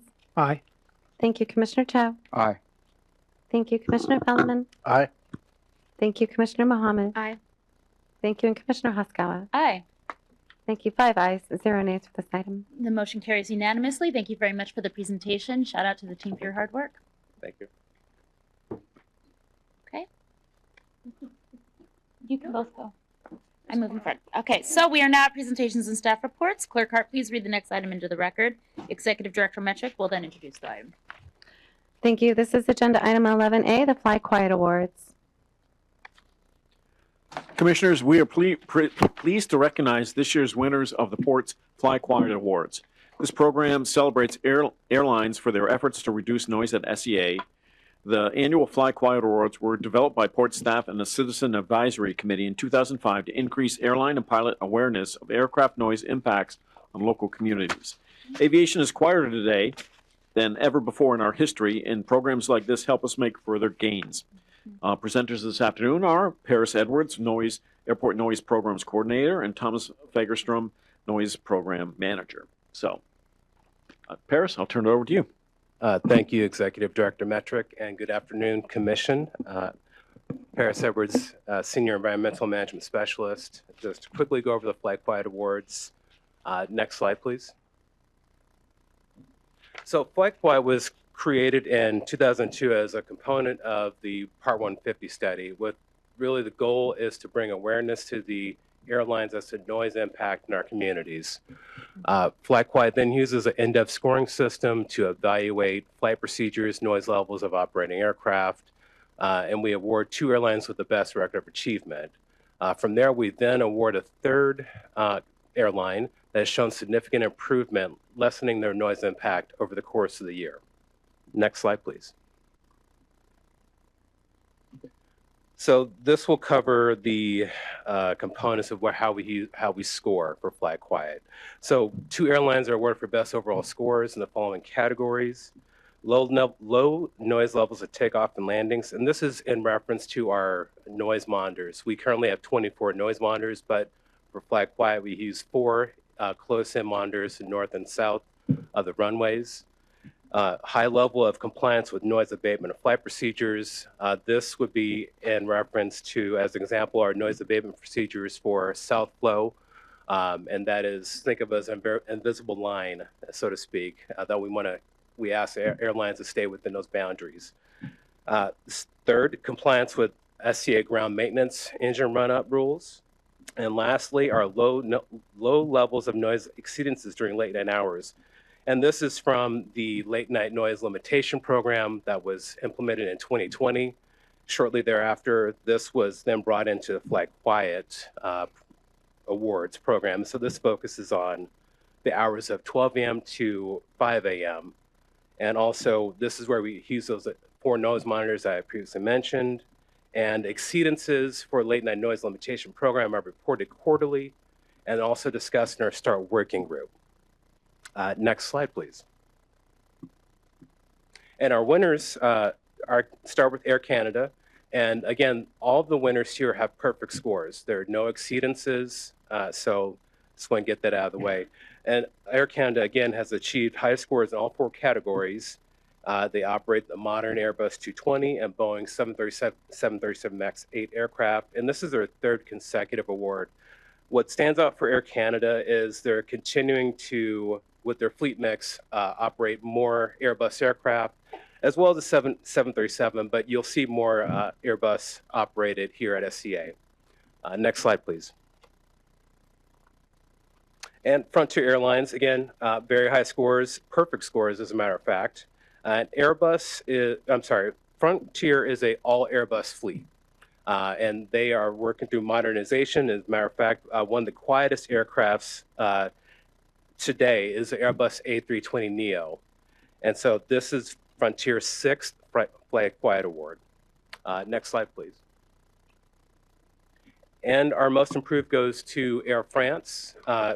Remarkably low takeoff, arrival, and noise through the use of the Airbus 350-900 aircraft. This is a newer aircraft with very low noise impact, as well as the 787-900. This alone, along with, again, perfectly flying procedures, no exceedances, really lifted their scores from the previous year's Fly Quiet. And next slide, please. So our next steps, we will release a press release. Fly Quiet banners will be displayed in the main terminals. Our website will be updated with Fly Quiet scores, and we will have a magazine advertisement shortly. And next slide, please. Any questions? Thank you very much for the presentation. Commissioners, do you have any questions? Commissioner Fellman. I love awards. I think we should always recognize the highliners in the business and make everybody else jump up to try to catch up. And it's very interesting to me that we have now these consistent winners, right? So, and I kind of think, you know, maybe that deserves even a more special recognition, right? Three times in a row is you know, because it's not just the plane, it's the flight pattern. So there's obviously more than just a good purchase. Absolutely. So I think that's worthy of a further recognition. And I see you're buying ads in a magazine. What magazine would that be? Welcome. Please introduce yourself for the record. Tom Fagerstrom, Airport Noise Programs Manager. Air Transport World is a trade publication that is widely circulated in the airline business, and that's the one that we purchase advertising in. And is that new to this year? No, we've done that for the past 4 or 5 years. And so is this work, these accomplishments shared with like the Highline Forum and the START Committee and folks like that? So the folks that really are paying attention to it from the public's perspective know these things? Yeah, we do all we can to promote the airlines and why they've won, making sure that we're highlighting. The biggest reason why is the aircraft they're flying and how they're flying them. And so we definitely want to put out the message that we're promoting these types of aircraft, bring these aircraft into our airport, these new and the latest and most modern aircraft. Okay, and so, but then there's the other side of the scale. And I know that you're saying that you're actually publishing the entire list in this aeronautical publication? That's a long list? Well, this would go onto the website. So what I do is I have the award winners, and it's from the best to the not so good. Can you hold that up again just because the camera's on you now? Thanks. That's quite a fleet. Yeah. Yeah. So this goes onto our website, and this is and this is for public consumption as well to see who's our winners and then who is our lower performers. Yeah. Now, is it true that most of the lower performers are air cargo? Yeah. That's mostly the case? And because they're like still flying 747s and things like that? Yeah, the fleet mix can vary. As a matter of fact, Tom and I believe Lance met with 2 of those airlines to inquire if they could, alter their fleet mix for SCA. But I'll let Tom talk about that. Yeah, that's part of our late night noise limitation program. China Airlines Cargo, which is an airline that we've talked about a lot over the years, flying cargo to Taipei. We had a meeting with them to talk about, and they are beginning to rotate those 747s out of their fleet. And so we're just encouraging them to continue that and bring in those newer aircraft. In this case, they're 777s into our airport instead of those. And we also had a meeting with EVA Airways, which also flies to Taipei. It's a passenger flight, but we also talked to them about continuing to encourage them to bring in the 787 here, which is their quietest aircraft. And so these are like 3 a.m. flights though, right? Yeah, 1 to 3 a.m. around that time frame. Yeah. And so when you say you're speaking with them, I mean, this has been from day one. I mean, our neighbors know this plane. They can, see it in their sleep. So when you say you spoke with them, I mean, there's trips that are taken to China, not that infrequently. Have we met with executives? Not on the executive level. It's been mostly local staff, although I will say with EVA Airways, we have had meetings in the past that have included their operations folks in Taipei when they were interested in the noise levels of their 777 takeoffs, and they were quite loud then. So we have had some higher level discussions. It's mostly local staff. And our ask is if they have quieter aircraft in their fleet to continue to bring those in, bring them in more, or if there's an opportunity for a schedule change. And in EVA Airways case, they also bring in cargo aircraft, and they, as a result of our meeting, really decided to have their cargo flights, as much as they could, depart before midnight, which is still late, but it's better than 1 or 2 a.m. So we take I would incremental imagine improvements. scheduling is probably even more challenging than rotating the fleet. I would ask President Hasagawa if we might not write a letter to the executives, or maybe co-signed with our executive, to reinforce the good work that our staff have been doing for many years, and just underscore how important this is. This is, nighttime disturbance has been shown to have all sorts of magnitude of impacts, as the DNL documents. So I just see this is such low-hanging fruit. There's like 2 planes. Let's take it out. All right. So, Yeah. and I think isn't DHL or FedEx also a bit of a FedEx goes to Boeing Field, but isn't DHL another one? FedEx is an air carrier at our airport, yeah, and they have about a 4 a.m. arrival with an older aircraft that the community definitely notices and talks about. I've had many discussions with the community about that FedEx 4 a.m. arrival. And what are they? Texas or Tennessee? That particular one comes in from Oakland, California. No, I'm saying the headquarters. Oh, Memphis. Sorry. Memphis. Yeah. So I would like to make sure they understand the level of importance we put on these things. Thank you so much for your work. Does anybody else have any questions or comments? Just for myself, I'd like to thank you for your work, and I'd like to acknowledge Air Canada, Frontier Airlines, and Air France for their progress on helping to address the issues of noise impacts on airport adjacent communities. And so, we really do care deeply about the impact that as an airport we are having on our community members. And so this is great, not only to be able to acknowledge that great work, but it is also an opportunity for us to look at our low scorers. And I am hearing the recommendation that I think we all support in lending our voice as a commission, encouraging folks to make the rotations of their fleets as necessary in order to be able to reduce that noise impact on our airport adjacent communities, because again, that is hand in hand with our mission to improve the quality of life of our communities. So I'd like to thank you for your presentation, and thank you for for entertaining the excellent line of questioning. And I will excuse you, and we can move forward in to our next item. Thank you, Commissioners. Clerk Hart, please read the next item into the record, and Executive Director Metric will introduce it. Thank you. This is Agenda Item 11B, Seattle Waterfront Clean Energy Strategy Briefing. Commissioners, the Seattle Waterfront Clean Energy Strategy is a joint effort between the Port, the Northwest Seaport Alliance, and Seattle City Light to plan the infrastructure needed to support fully electrification across port properties in the maritime side. This strategy provides clear technical and policy recommendations to guide our transition to zero-emission maritime operations by 2050, advancing goals set in the Maritime Climate and Air Action Plan, the MCAP, and the Northwest Ports Clean Air Strategy, and our Century Agenda. And the presenters this afternoon are Senator Kilroy, Senior Director of Environment and Sustainability, Sarah Auger, Director of Maritime Environment and Sustainability, and David Fujimoto, Senior Environmental Program Manager. So I'll turn it over to Sandy to kick us off. Thank you.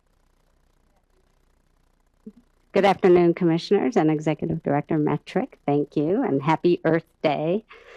I'm very excited to be providing some opening remarks for this briefing. We initiated this work in 2019, and at that time, our vision statement read, and I'm going to read it to you: modernize the electrical power distribution grid to provide clean energy to Seattle's working waterfront, to increase regional competitiveness, create jobs, improve community health, and address climate change. The Port of Seattle and the Northwest Seaport Alliance collectively manage a regional and global transportation supply chain hub that will increasingly rely on clean electricity in the future. And this waterfront clean energy strategy is a critical step that is needed to move us forward on that electrification, as well as decarbonize the maritime industry. I'm a big believer that successful endeavors start with comprehensive planning and a strong foundation. And this strategy is that. It is like a strategic blueprint that will drive the change that we need for this transition toward a clean energy future. And of course, we don't work alone. I really want to express deep gratitude to the Seattle City Light for welcoming us when we brought this to them originally, and for joining us as a critical partner to strategically and holistically prepare for the future. The team has worked very hard on this, both within the environmental department and across many departments at the port and at Seattle City Light. And they look forward to sharing this information with you today, as well as working with you to turn this blueprint into reality. So thank you for your attention today. Sarah. Hi, good afternoon. I'm Sarah O'Shea. I'm the Director for Maritime Environment and Sustainability. A pleasure to be here today, Commissioners and Executive Director Metric. And thank you, Sandy Kilroy. As you mentioned, this is a blueprint, and we're very excited about the completion of this, and it is also the beginning of something new. And I wanted to just comment momentarily on the importance of the next phase of this work too. You'll be hearing about some significant improvements that will be needed to bring our waterfront to the next phase of being, and to meet our climate goals, and to meet. And I'm gonna take your bottom line and surprise them with this. We expect a 4-fold increase in electrical demand, and that's a very significant increase, and it's going to require significant investment on our part.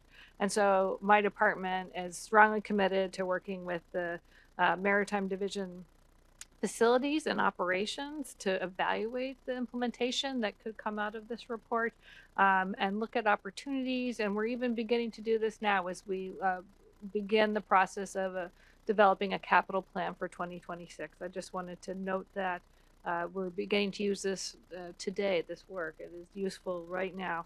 And I also, like Sandy, wanted to just take a moment to thank our partners, and that we have representatives from Seattle City Light online, as well as the Northwest Seaport Alliance, a key partner in this project. So thank you everyone for being here, and I want to hand it over to David Fujimoto, our project manager. Great. Thank you very much, Sarah. I really appreciate the introduction. And good afternoon, Commissioners and Executive Director Metric. I'm pleased to be joining you here this afternoon to provide a briefing on the Seattle Waterfront Clean Energy. At the risk of piling on, I do want to emphasize that this has been a collaborative effort between the Port of Seattle, the Northwest Seaport Alliance, and Seattle City Light, as well as our various partners internal to the port who have been contributors and providing input and insights that are valuable to the overall strategy. In this briefing, I'll provide an overview of the broader context and drivers for the strategy, talk a bit about the goals for the strategy, the approach undertaken for its development, key findings from the analysis, recommendations for implementation, including both capital and strategic implementation actions. I'll describe our anticipated implementation framework, and talk briefly about next steps. Next slide, please. At a very high level, you all are aware that the port has a vision for zero emissions by 2050. This is derived from the Port Century Agenda, which is our North Star strategy. Because we're a multifaceted port, this is reflected in our vision for a zero emissions port by 2050, including sustainable commerce and travel, a hub for zero emissions transport and travel, resiliency in operations and infrastructure, and then finally contributing to the positive health and economic outcomes for communities surrounding the port. Next slide, please. The Seattle Waterfront Clean Energy Strategy is designed to help advance the vision of a zero emissions port and meet those 4 interrelated goals. At its core, the goal of the Seattle Waterfront Clean Energy Strategy is to provide what I like to describe as the enabling clean energy infrastructure to support the electrification of buildings, vehicles, vessels, and equipment operating our port-owned properties. This strategy includes facilities managed by the Port's Maritime and Economic Development Division, as well as the Northwest Seaport Alliance. Importantly, collaboration with CLC Light provides a unique opportunity to align the ports and the utilities goals around electrification, optimization of energy and power resources, industry collaboration, and improving the health of neighboring communities. Next slide, please. As a part of the development of the Seattle Waterfront Clean Energy Strategy, the Port Northwest Seaport Alliance and Seattle City Light entered into a multi-year partnering agreement to provide the foundation for the strategy. This 10-year partnering agreement addresses aspects of shared goals, including greenhouse gas emissions, green jobs, economic development, and health equity. It provides a forum for joint planning. Importantly, it leverages Seattle City Light's clean power resources. It opens the doors for the pursuit of innovative solutions and strategic technologies, and it provides a commitment for ongoing implementation. Next slide, please. The parties came together early in the process to build upon the partnering agreement and to develop a shared vision for the Seattle Waterfront Clean Energy Strategy. As noted on the slide, this is articulated as a lasting partnership deploying clean energy infrastructure and driving equitable economic development for a zero emissions working waterfront by 2050. The Seattle Waterfront Clean Energy Strategy also aligns port and utility plans, and these include foundational policy frameworks such as the Northwest Ports Clean Air Strategy and Seattle City Light Strategic Plan. It also addresses implementation level plans, which provide more focused attention on electrification. These include Seattle City Light's Transportation Electrification Strategic Implementation Plan, or TSIP, it's a mouthful, as well as the Port's Maritime Climate and Air Action Plan and the Northwest Seaport Alliance's 5-year implementation plan. The Waterfront Energy Strategy is identified in both of the Port's plans, implementation plans, as a cross-cutting action, which is foundational to the electrification of the end uses that are operating on our various terminals. Next slide, please. Throughout this presentation, I will touch upon aspects of the power distribution system. So I wanted to provide this view. It's a highly simplified view, but at a very high level, power is generated from sources such as hydropower, which, as you know, is very common in the Pacific Northwest. Is transmitted by high voltage transmission lines to regional utility substations, and then power is sent via underground or overhead feeders to transformers and customer meters. At port facilities, power moves from one or more service entrances, is distributed across terminals through distribution cables, switchgear, and submeters to serve a variety of uses such as buildings, lighting, electrification of vehicles, cargo handling equipment, shore power, and other uses. The portions of the system in light blue are those that are owned and operated by the utility, and the portions that are in dark blue are owned and operated by the port. And then finally, the end uses, and when I talk about end uses, I mean the vessels that are connecting to shore power, the cargo handling equipment, the vehicles, etc. Those may be owned by the port, or they may be owned by and operated by our tenants who operate on our various facilities. Next slide, please. This diagram outlines the main elements of the Seattle Waterfront Clean Energy Strategy.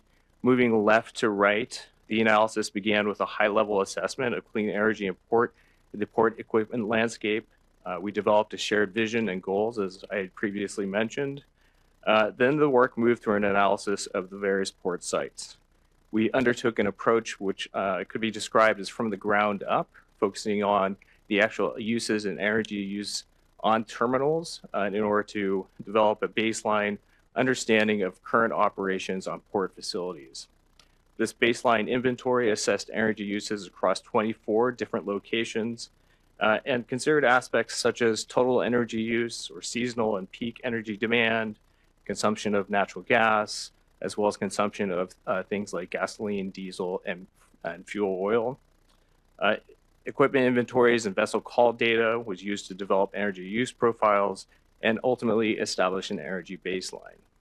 A few findings from that baseline: 74% of on-terminal energy use came in the form of fossil-based liquid fuels. About another 4% came from natural gas, and just the remaining balance of about 22% came from electric energy use. We would expect those percentages to change significantly as we start to electrify the ports. So that 78% of non-electrical use would be eventually shifting to more electrified uses through the implementation of this plan. And then importantly, from an emissions perspective, those 78% liquid fuels plus natural gas represent about 97% of greenhouse gas emissions on our port terminals. What this does is this reflects the fact that that 22% of electrified uses is very clean because of Seattle City Light's clean power sources. Are you on the right slide? I am. I'm just talking a little bit about the details from the baseline, but thank you for calling that out. The baseline was then used to develop a demand forecast, and the demand forecast was analyzed in order to understand constraints, both on the utility side as well as the port side. Solutions for those constraints were identified and analyzed. And we also considered, as a part of that process, what are called non-wire solutions, or kind of alternative technologies such as battery storage systems or distributed generation that could help to meet those constraints. And then finally, the results were assembled and included into an overall strategy, which we'll talk a little bit more about. Next slide, please.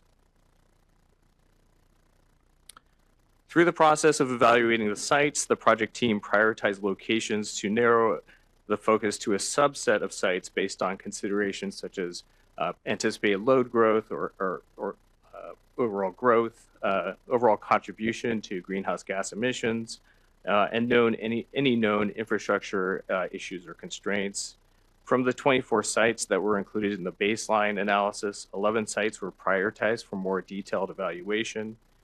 These included things such as 4 spot load sites, which were sites where the underlying energy demand was expected to be relatively consistent, but there could be some electrified uses which would increase demand, things like ferries or locomotives or tugboats, for example. In addition, we took a look at 3 truck charging locations to see what the impact would be of placing truck charging for heavy-duty trucks at various locations on the grid. And then finally, the utility identified port-adjacent locations, which were either connected to feeders serving the port or were in areas which had high demand. Next slide, please. As we look to the results of this analysis, this slide shows the forecasted electrical load growth, which is expressed as peak power demand. As Sarah mentioned, the power demand is expected to increase dramatically, with a more than 4-fold increase from 2019, which was the base year, to 24. It increases even further if you go further out to 2050. This forecast considers variables such as planned redevelopment. There are also a number of state policies which are driving things like electrification of or alternative fueled heavy-duty vehicles, as well as passenger vehicles, buildings, etc.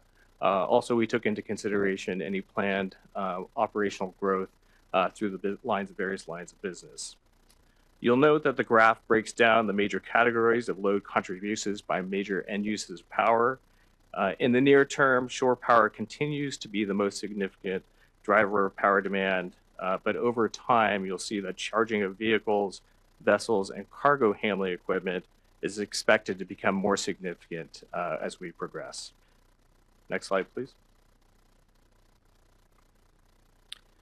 Some additional key findings from the analysis. As noted, the electrification loads are expected to increase dramatically. We just spoke about shore power. The port just recently finished shore power installation at Pier 66, and at Terminal 18 is nearing final design. Terminal 30 as well as 46 were also identified as potential future locations for shore power. The port adjacent locations that were identified by the utility are also significant contributors to load growth. These are in particular Coleman Dock and the U.S. Coast Guard facility have been identified as potential load centers. But ultimately, both the port's own infrastructure as well as the utility-owned infrastructure is expected to see significant constraints or impacts from increased electrification. Of the 16 feeders that are serving port locations, 10 are expected to exceed design or thermal conductor limits, 8 of which are the direct result of forecasted loads from the port. Through the analysis of solutions, I mentioned before the look at innovative non-wire solutions. However, we found that through the analysis that traditional kind of poles and wires solutions or kind of traditional utility infrastructure is currently most cost effective. We do recommend that over time we continue to evaluate the state of technology and cost for things like battery storage as those costs come down or as we start to identify other use cases such as resiliency, there may be a case for some of those alternatives in the future.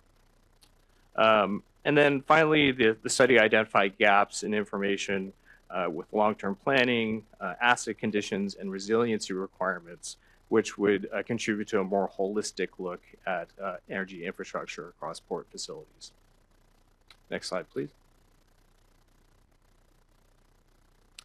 And then, next slide.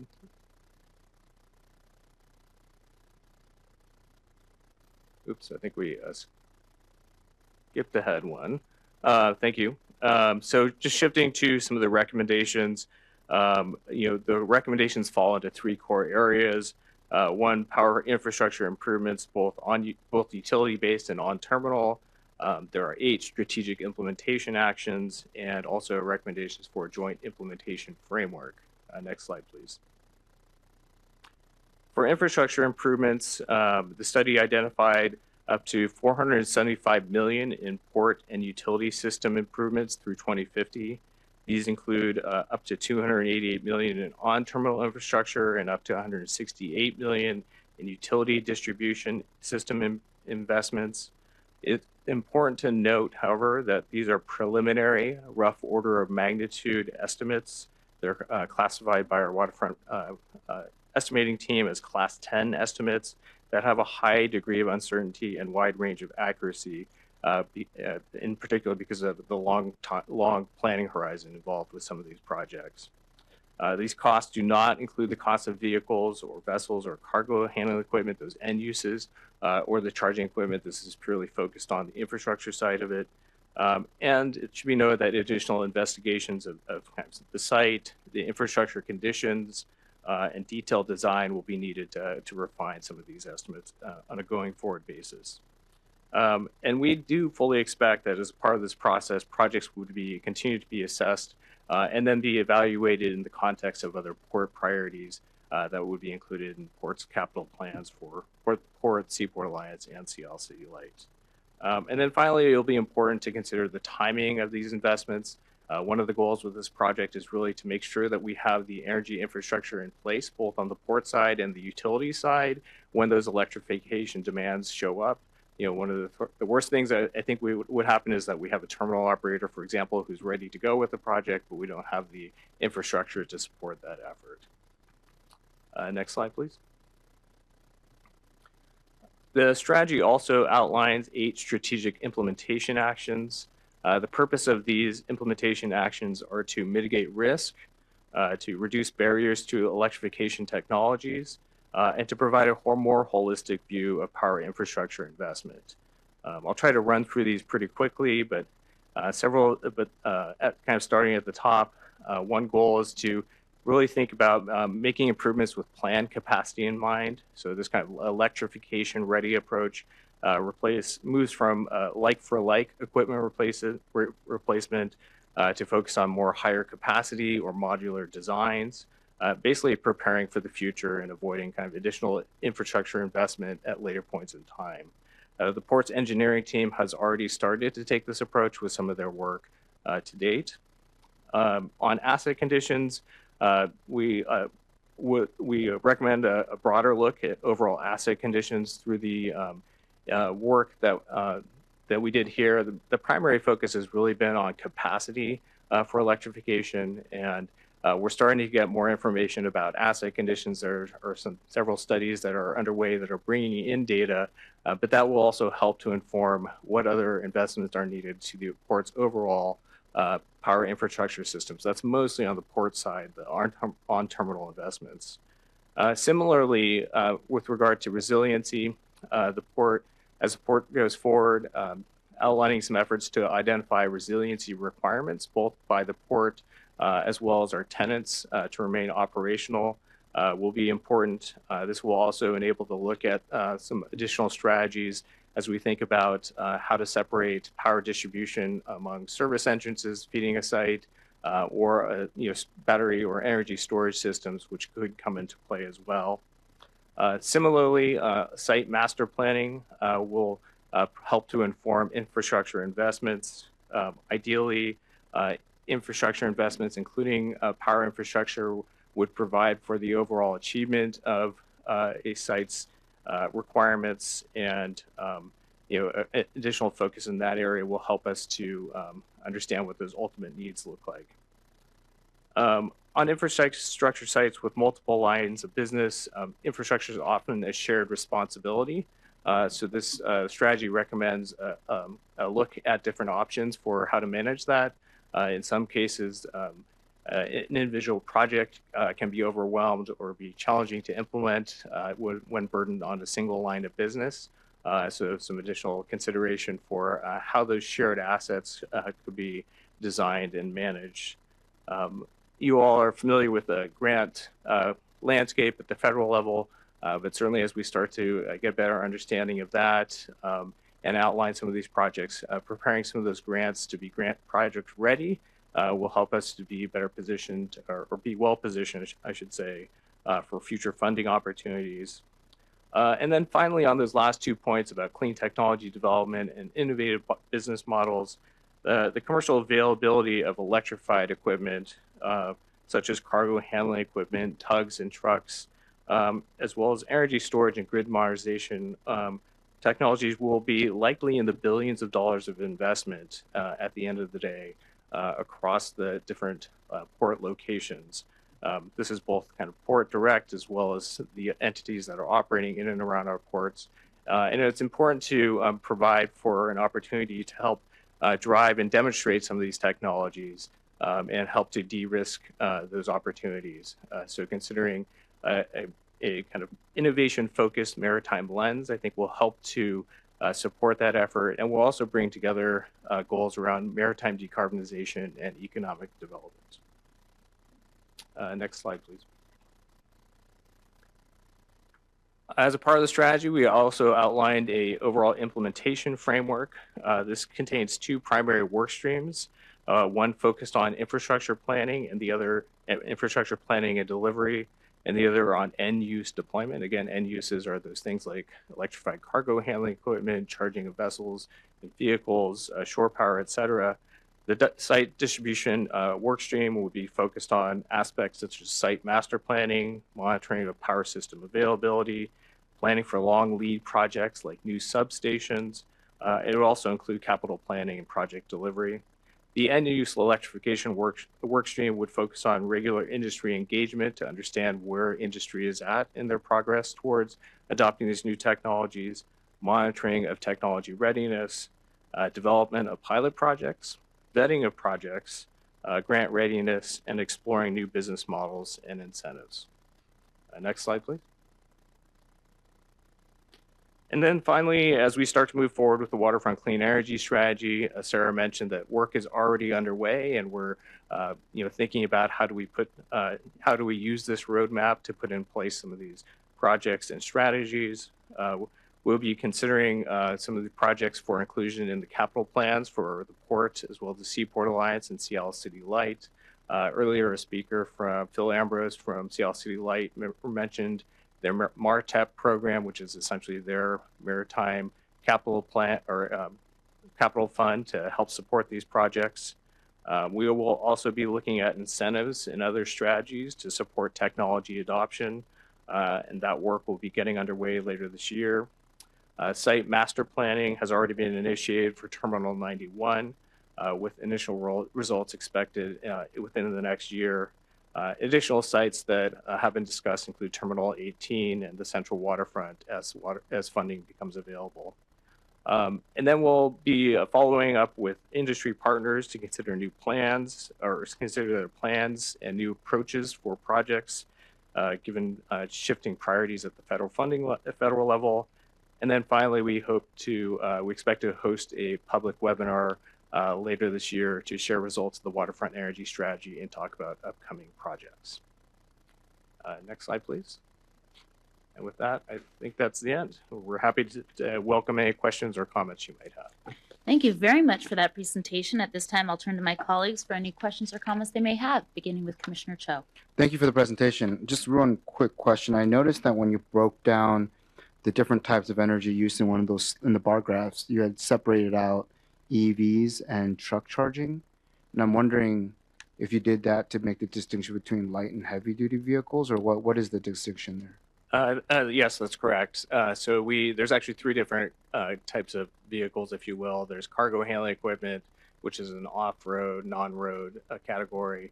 The EVs is fleets. There's actually a fair number of vehicles that are running around on cargo terminals. I forget the number, but it's definitely in the hundreds, as well as the port's own fleets, and then heavy-duty trucking is drayage trucking, as you would imagine. Okay, so most of the CHE is a Seaport Alliance function. So we've taken into account an inventory of all the cargo equipment as well. Correct. Yes. Oh, great. Thank you. That's all I had. Commissioner Felleman.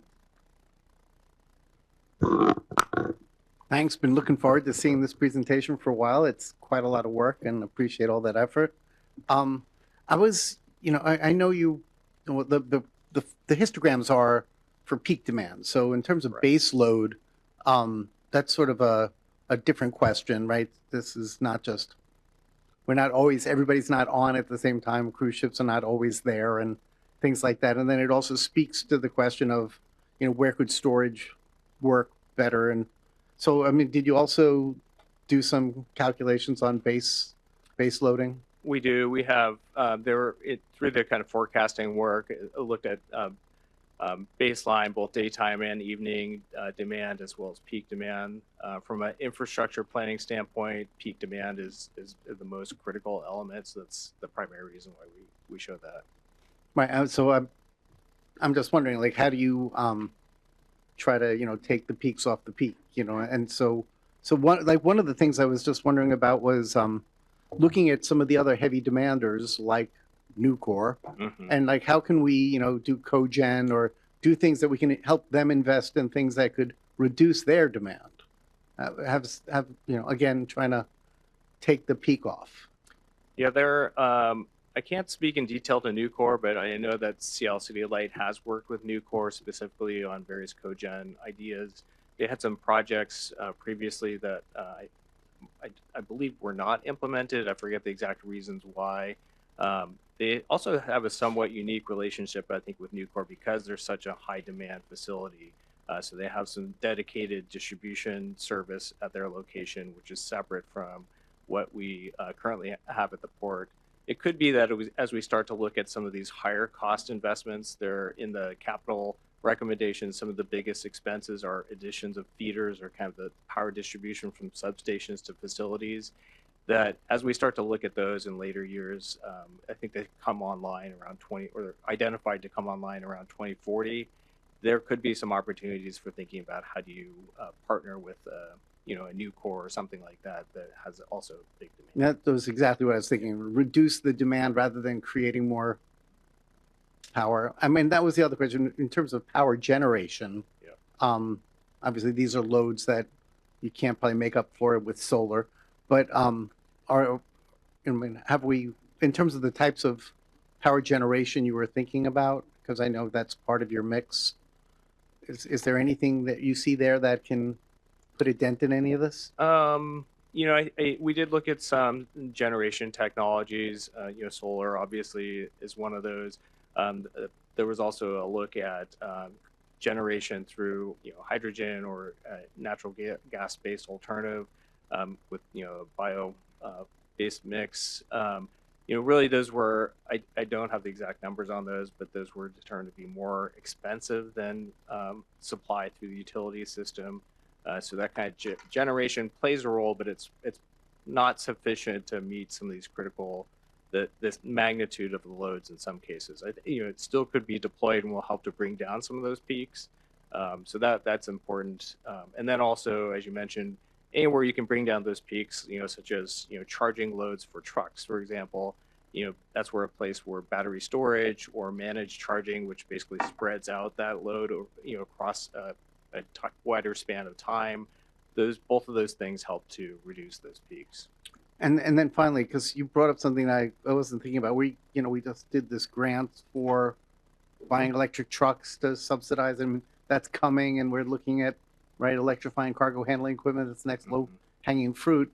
But where those parking lots are for the trucks, I mean, always thinking about like the logistics of how do you serve the terminals best, and where do the truckers live, and all that question. But what part of the grid those truck parking lots are was a consideration I wasn't thinking about. It's so, to the degree that these things, are you making sure at Seaport Alliance and stuff like that, these are preferred parking lots just because of grid, and that maybe it's not perfect for accessing the terminal, but in order to us get to the future of all the juice that we want to spend, I'm just wondering how is that information? They're part of this thing, but is that just part of the planning? Yeah, I think that's one of the great things about this kind of collaborative effort is that their staff were key parties of the core team that led this body of work, and so we worked with them to identify locations that we should assess. Now, having said that, those were theoretical locations. As you start to get into additional details about what drivers prefer and access, ingress and egress, site conditions, those things could change over time. But there are certainly some areas we know a lot more about congestion, power congestion, if you will, on the grid. And so we do know that the kind of southern portion of the harbor in the vicinity of Terminal 30, up to, I think, the Marine Maintenance Shop, Pier 6, or Marine Maintenance Shop, Terminal 25 and 30, Terminal 18 and Pier 16 and 17, kind of the loop along the East Waterway. That's a very tightly constrained area, and it's all currently on one feeder from the utility. So one of the initial plans after we complete shore power Terminal 18 would be thinking about separating that load to an additional feeder because there is so much power draw from that area and not much capacity. And not much resilience. So thank you so much for that. Thank you, Commissioner Fellman. Commissioner Calkins. Thank you, David. Thank you, Sarah. I'm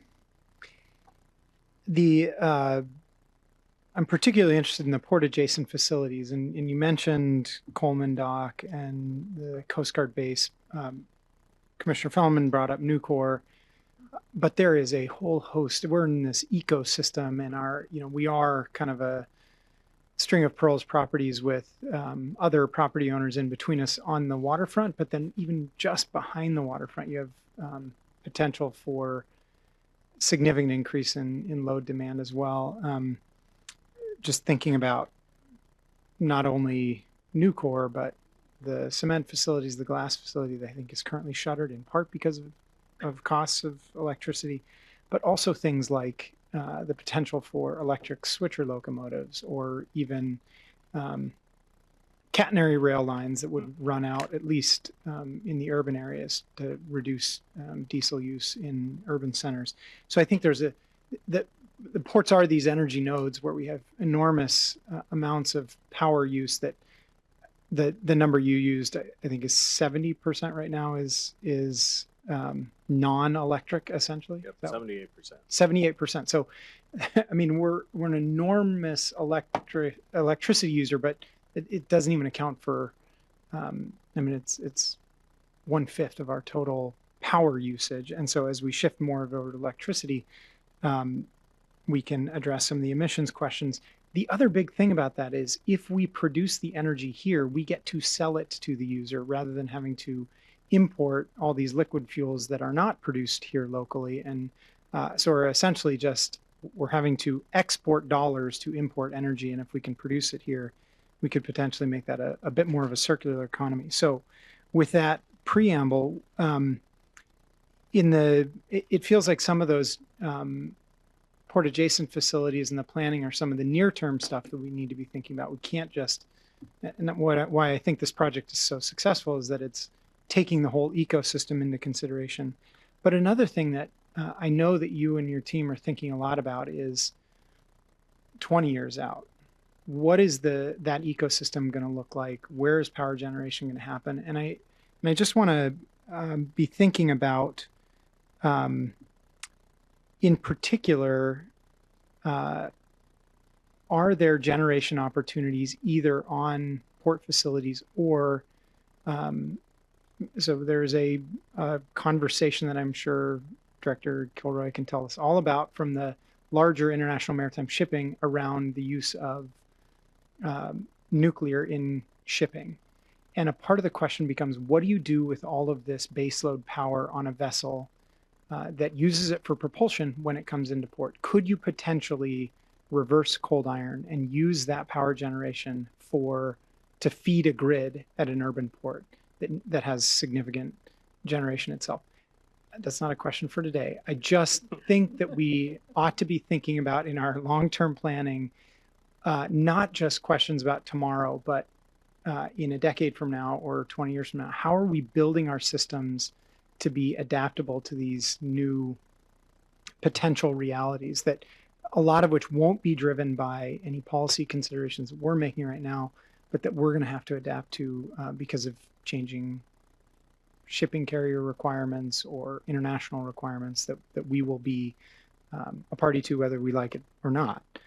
And then the other question I had is around ferries in particular, with the change in emphasis from the governor's office around what types of ferries are going to be built in the near term. Does that change any of the load requirements on the Seattle Central waterfront, particularly related to Coleman?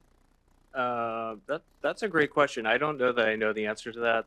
I think it probably depends mostly on the relationship they have and the agreements they have with Seattle City Light for that power. I know that I believe they're still currently planning for it as part of their agreement. And then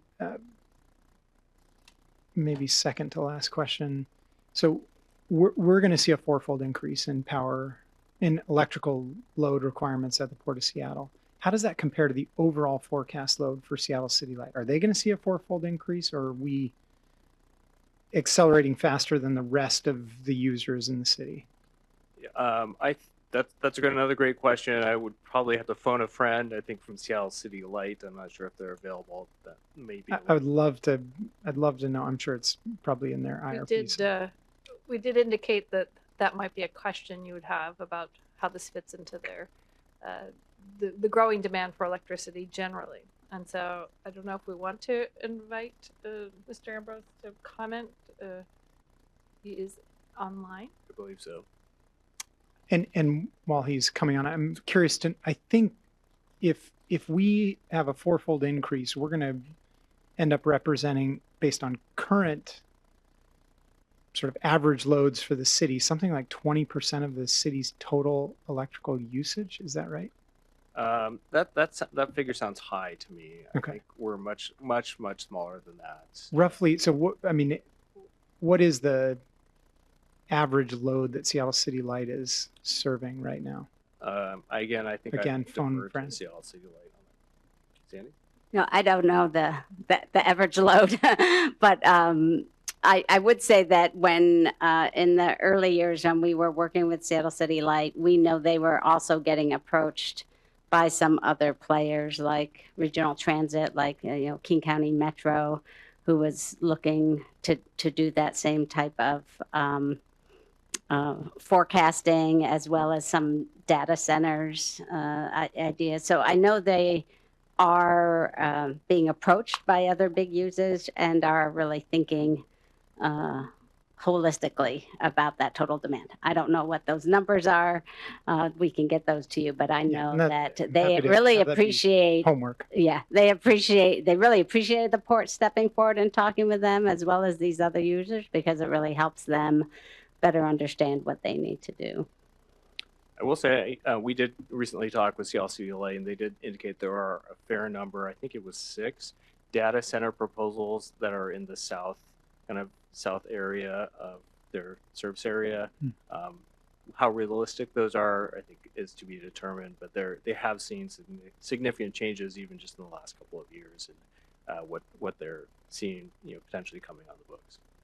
So in that vein, we also know that utility is looking at, we have a snapshot in time for this forecast, and that they have other customers, and they also, I think as we approach implementation, they'll be looking at innovation, and I think our colleague said creative solutions also, so that we can do demand management, we could look at emerging technology, but for the moment, this is our best blueprint, and then I think we're going to have to work with the utility as their market evolves, as technology evolves, to make sure that we make the most prudent, investments, and for the most energy efficient investments as well.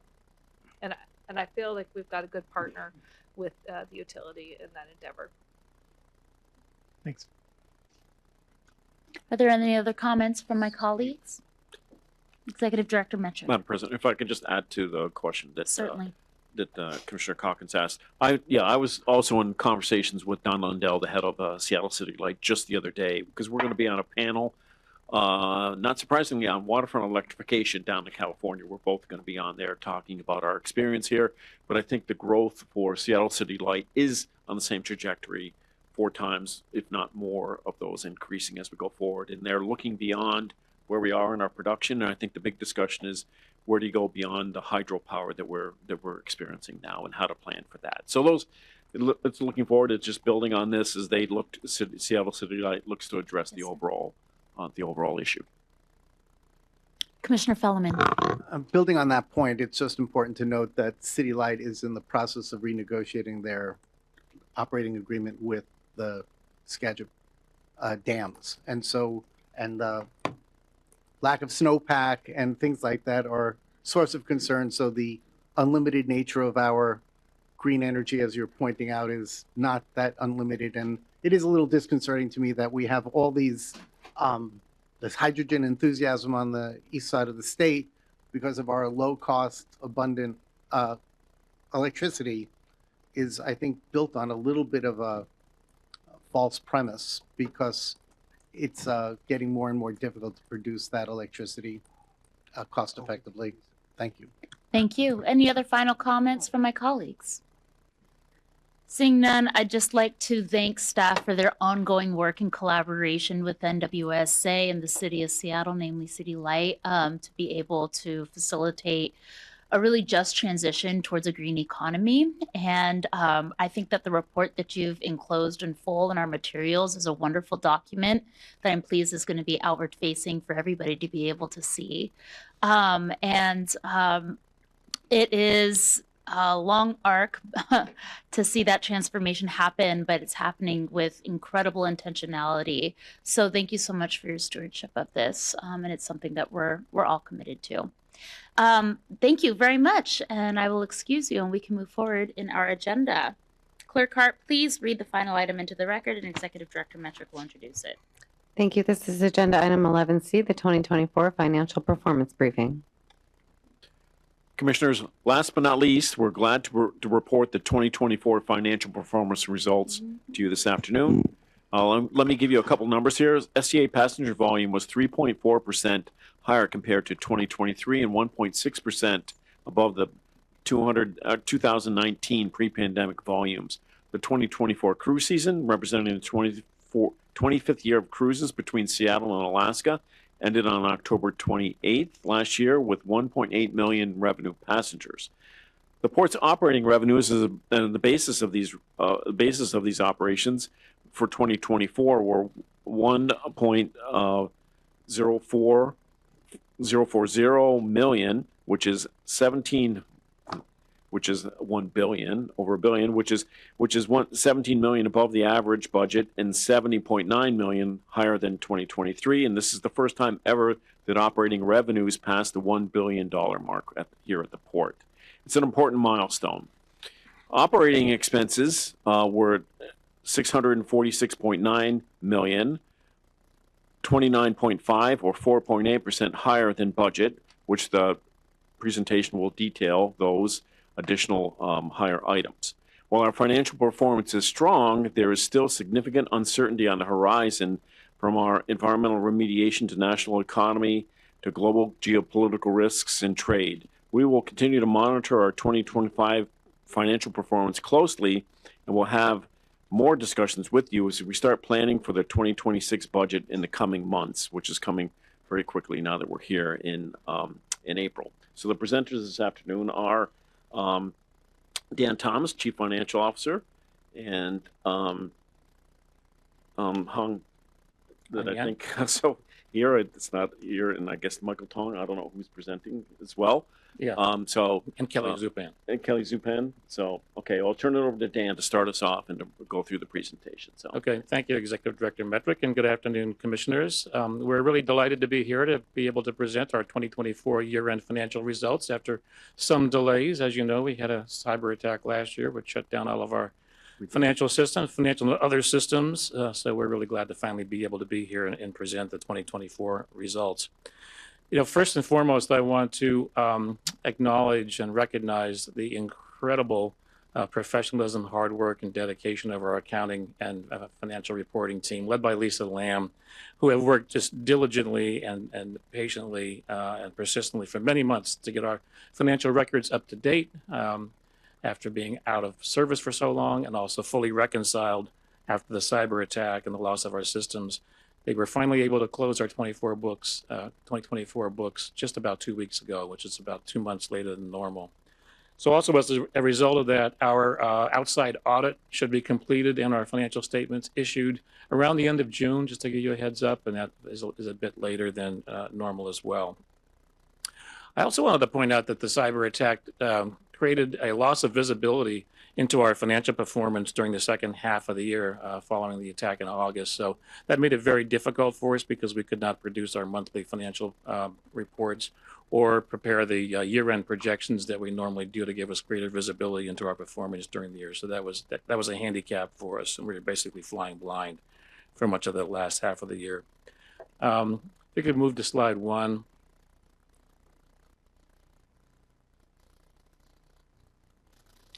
Steve just covered most of these highlights, but I wanted to note a few other items to bring to your attention.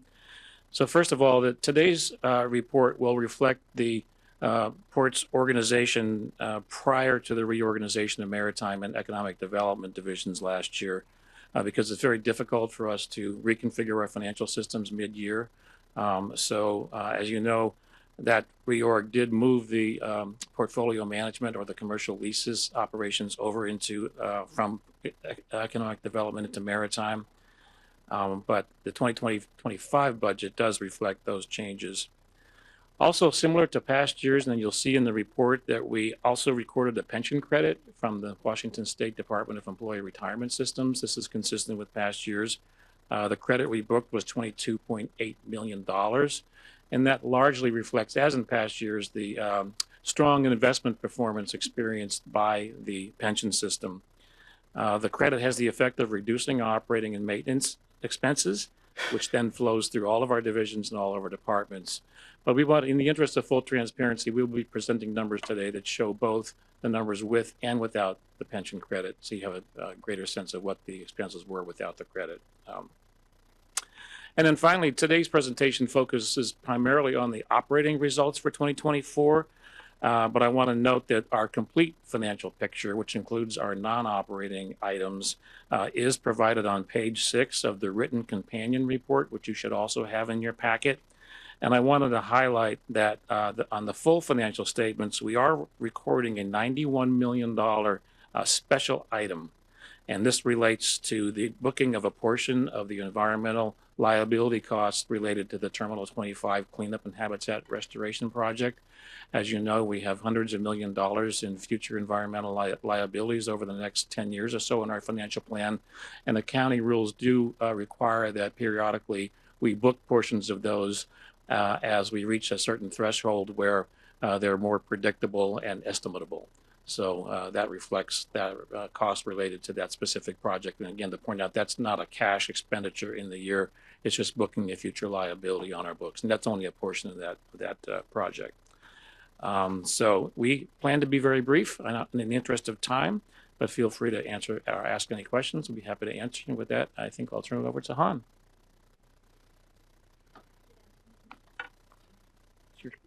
Is your microphone on? Good afternoon, Commissioners, President Kasagawa, Commissioners, and Executive Director Metric. Next slide. Next slide, please. The 2024 passenger growth rebounded and surpassed the 2019 COVID level at by 1.6%. The 2024 passenger were slightly lower than the budget amount. Next slide. 2024 net operating income was, with the pension credit, stood at $341 million, which is $17 million higher than the budgeted amount. The higher than expected net operating income was primarily driven by the higher non-airline revenues, though it was partly offset by the increase in operating expenses. All key financial measures outperformed the budget. I will dive deeper into the details in the following slides. Next slide, please. The key drivers of the increased operating expense variance consist of an increase of $11.8 million in payroll, primarily driven by the higher contract rates. This also included in this number is the $7.4 million in the retro pay tied to the contract negotiation that was completed in 2024.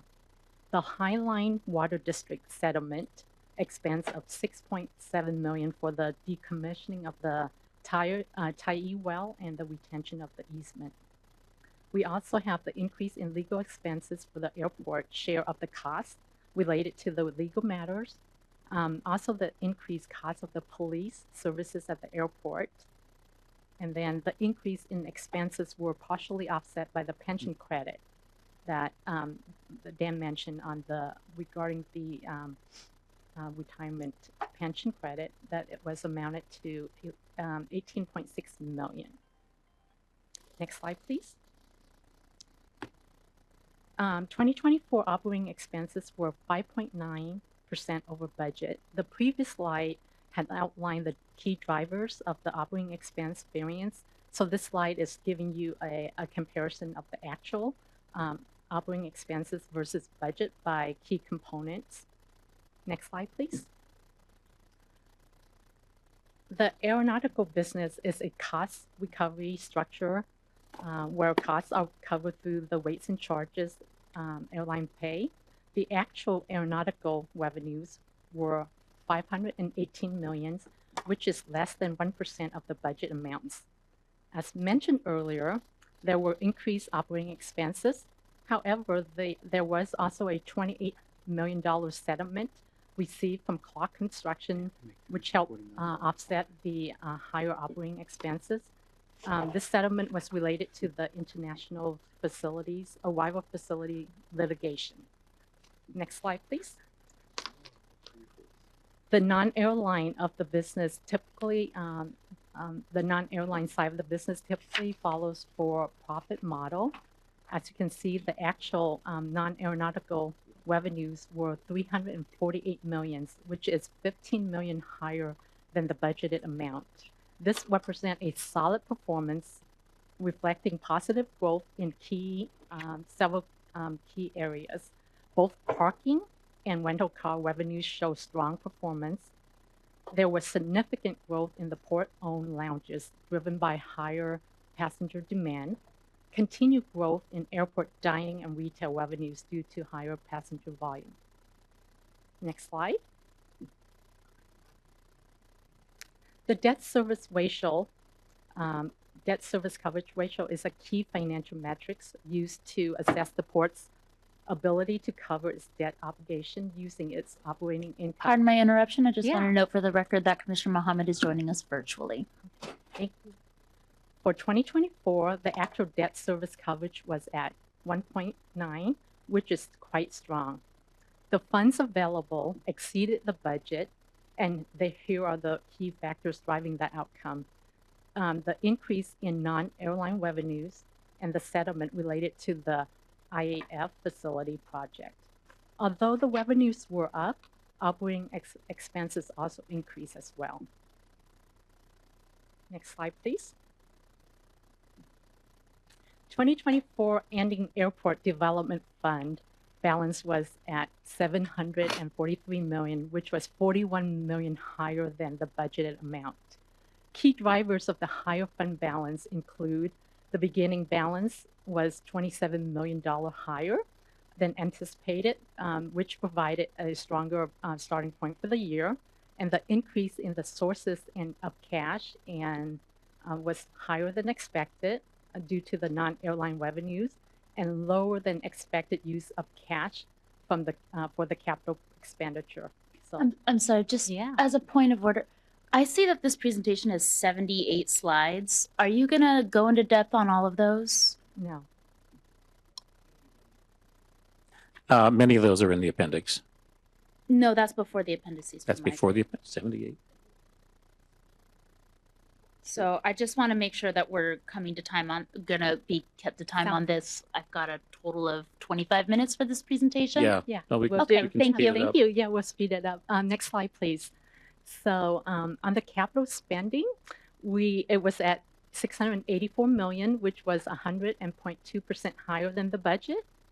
And then usually in previous years, the historical spending was typically hover around the 80%. Moving to the next slide, please.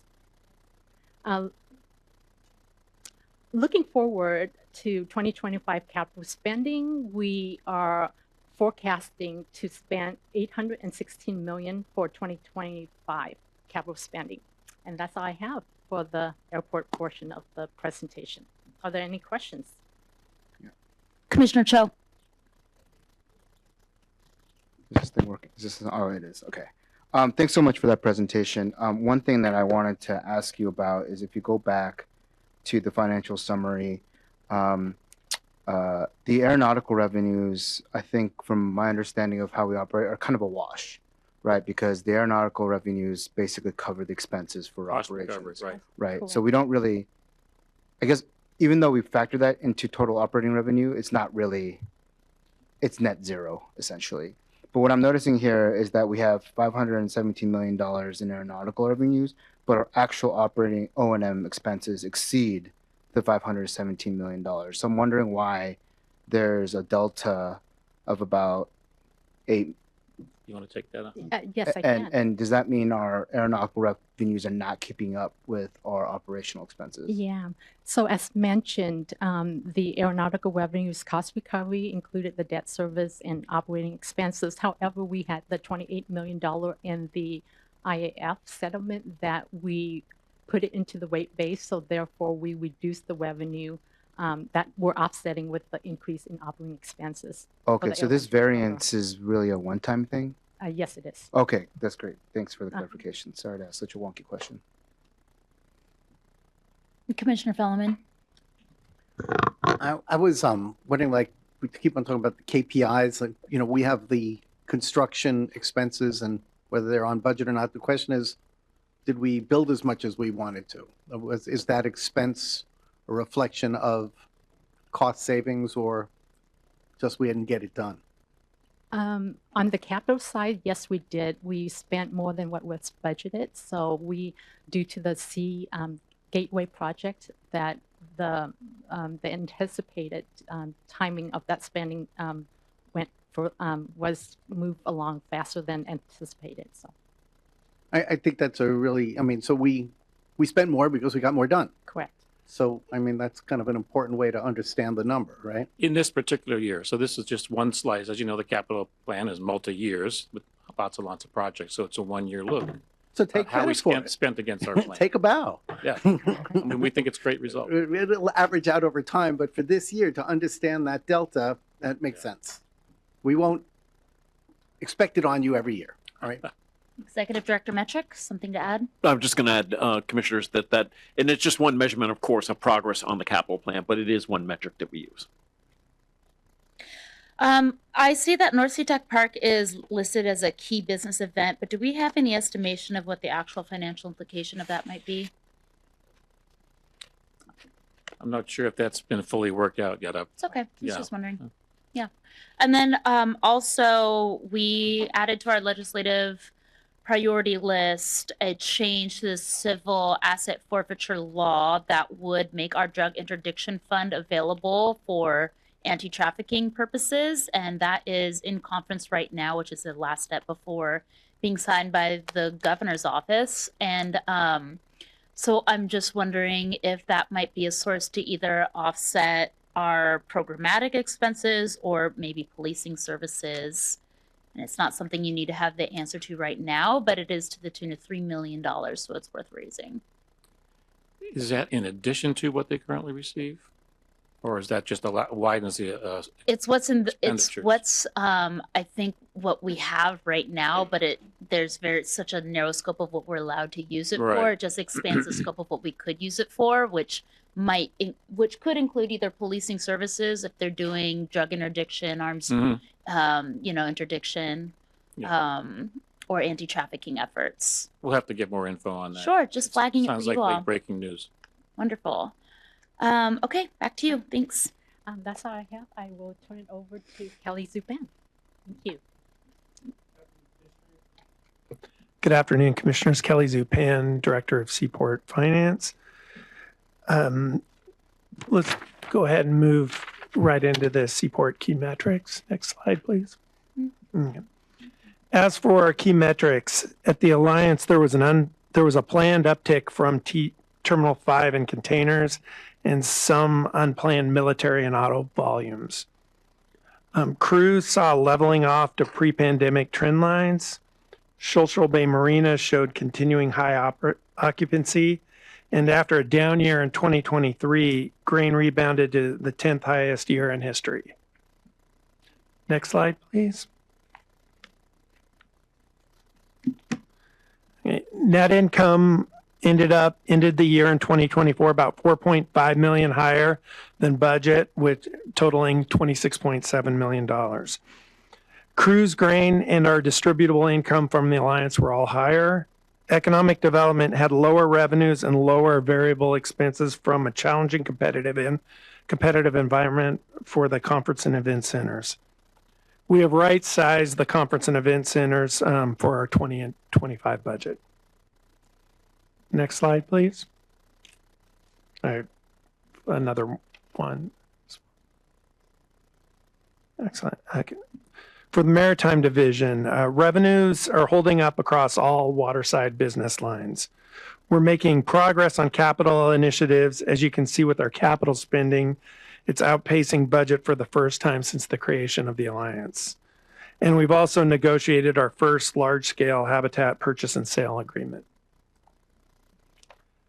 Next slide, please. Stormwater expenses are right at budget, and NOI is off slightly from revenue due to a timing issue that'll be reconciled in 2025. Our fund balance is in line with the 50% of operating expense directive. Next slide, please.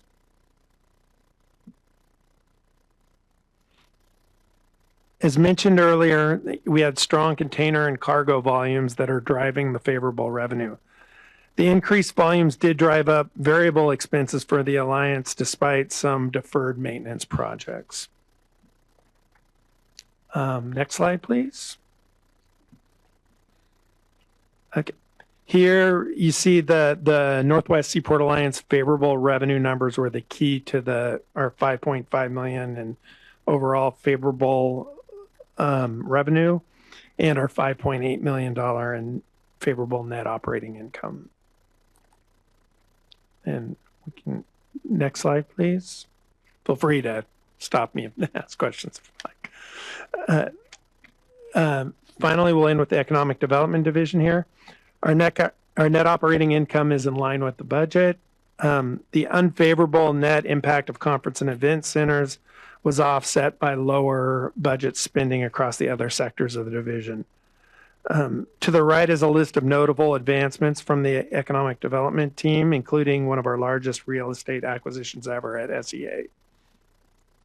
And that does it for the Seaport group, unless there's any questions. Excellent. Commissioners, what questions do you might have? Commissioner Fellman.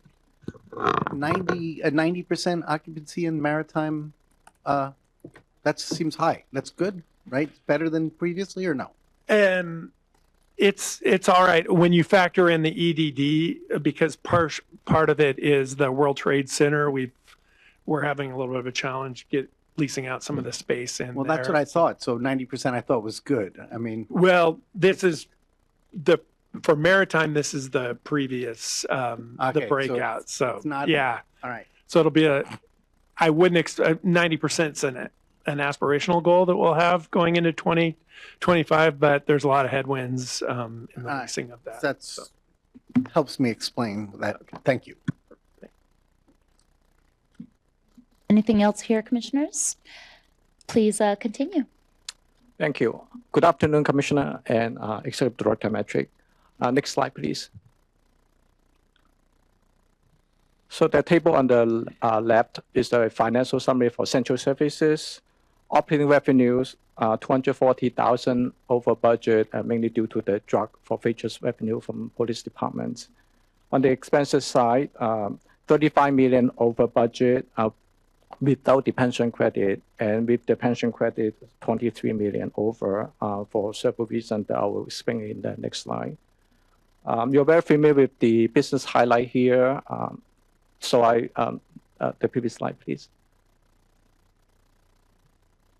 So I won't go into detail, go over each of those, but just want to point out the last bullet. The port have participated over 83 outreach events focused on local port communities to promote jobs at the port. And we also hired 58 high school interns and 54 post-secondary intern last year. Next slide, please. This slide shows the 2022 to 2024 actual, as well as the 2024 budget, so that you can see the trend. Just want to highlight that the 35 million over budget without the pension credit, and then again with the pension credit, 23 million. And that's mainly due to several factors. One is the higher payroll, and then also the promotional expenses. That's due to the unbudgeted Seattle additional rents payment to Seattle Aquarium, as well as unbudgeted item to defense water funds, and also some legal expenses. Next slide, please. And turning to the port-wide number, one more slide, please. This chart shows the port-wide operating revenues breaking down by our nautical revenue, non-nautical revenues, as well as the seaport revenues. And also the net operating income, which is the blue line there. So you can see overall the operating revenues were 17 million over budget, and the expenses also over budget for the reason that Dan mentioned a little bit earlier as well. So the net operating income before depreciation almost 58 million without the pension credit, and 29.5 million over budget. Next slide, please. And this is a table that pretty much the same information as the previous slide, just provide you some detailed numbers, so I won't go over that unless you have questions. Next slide, please. Last but not least is the capital spending for the port-wide, as Han and Kelly mentioned a little bit earlier, very close to the budget, and that's the closest that I ever saw, at the port, 0.3% below budget. So that's as close as we can get. So with that, that concludes our presentation. I do want to mention that there's a more slide in the appendix as well as in the written report. So happy to answer any question that you may have. Thank you. Commissioner Cho. Actually, I'm sorry, Don. Can we get Kelly back here? I was still digesting your numbers before we moved on, and I have a quick question for you. Okay, come on up, Kelly. Thank you. So I'm looking at the EDD numbers, and I heard you say that. Well, let me back up. So if I'm understanding these numbers correctly, we lost $10 million in the EDD. Is that accurate? Yes. Okay, and that seems to be a $3 million increase compared to 2023. I'm curious what is contributing to the increased loss in that line of business. And I understand. I think when you presented it, you said that it was made up by cutting down on costs, which is good. But I'm curious. I mean, I remember before our goal was to try to get EDD to break even, and it seems like we are not. Our goal has never been to get EDD to break even. It was to get Maritime to break even. The Economic Development Division, there's not enough revenue in there, and then the biggest revenue driver being the Conference and Event Center has like a 15% margin. I mean, almost all of because of all the variable expenses. So I'm curious. What variable expenses do we have at the conference center? It's operated by a management company, and we receive a lease on that. So what are we? We don't receive. It's a management agreement. So we basically all of the financials flow through. It comes across as a third party expense, and all of those costs flow through everything. All the food, the labor costs, our payment to them, it all flows through in our management agreement with them. Okay, so we're still operating Bell Harbor through the Oppenheimer? Through our financials, or through our financials, it's operated through our financials. Yes. Okay, and so I'll go back to my original question. What is causing the increase in the variance between our operating income and expenses? Is it the conference center?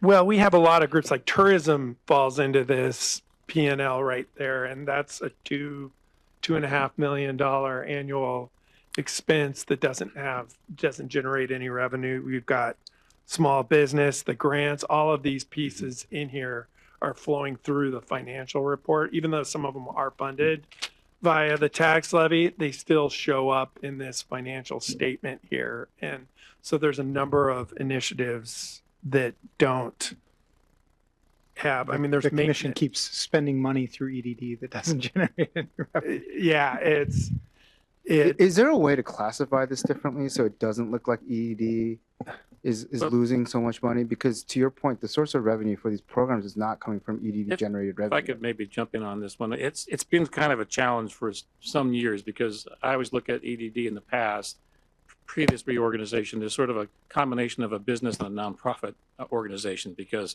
a lot of what they do are these programs like economic development grants, like tourism grants, like diversity and contract programs that have no revenue associated with them. So they're kind of a drag on the business performance of EDD. Now that's really going to change with the reorg now, because most of the revenue generating components of EDD have moved over to the Maritime Division. So going forward, EDD is really going to be just a cost center. It's really not going to be a income for EDD. It's really a set of costs. We went the other way.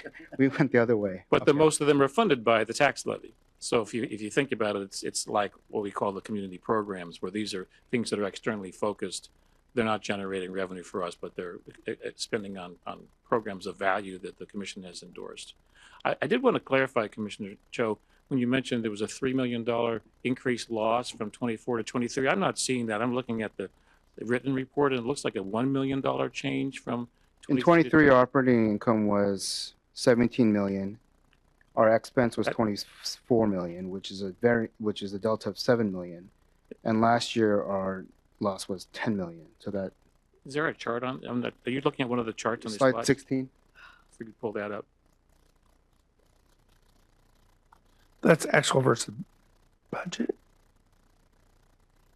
This is Seaport. You want, Yeah, so that's right. So 23 actual was 17. 23 economic development expense was 24. So that's a delta of 7. And then similarly, in 24 actual was 17. And You're looking at, are you looking at budget? 24, 27.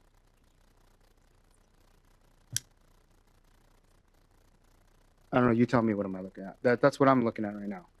17 to 70.215 under 23 actual operating revenue. Yeah, no, it did go up $3 million. Yeah. Okay, so I can do math. Thank you. Yeah. Yeah. Okay. Dan can confirm. we can look more closely into that if you'd like us to get back to you with maybe some of the specific components of that. Yeah, I just, I totally understand that like EDD is not supposed to make money for us, but from an optics standpoint, it looks like it's increasingly losing money from us. For Right. us. And so, to the extent that we can, if we're going to separate out the merit, like if we're moving stuff that generates revenue to the revenue side, but we're keeping the real estate stuff on the EDD side, is that accurate? Real estate development. So is that going to maritime or is that going to staying in EDD? It'll stay in EDD. But Okay, the so revenues associated with the projects will accrue to maritime. They will be a service provider. The portfolio management that manage the.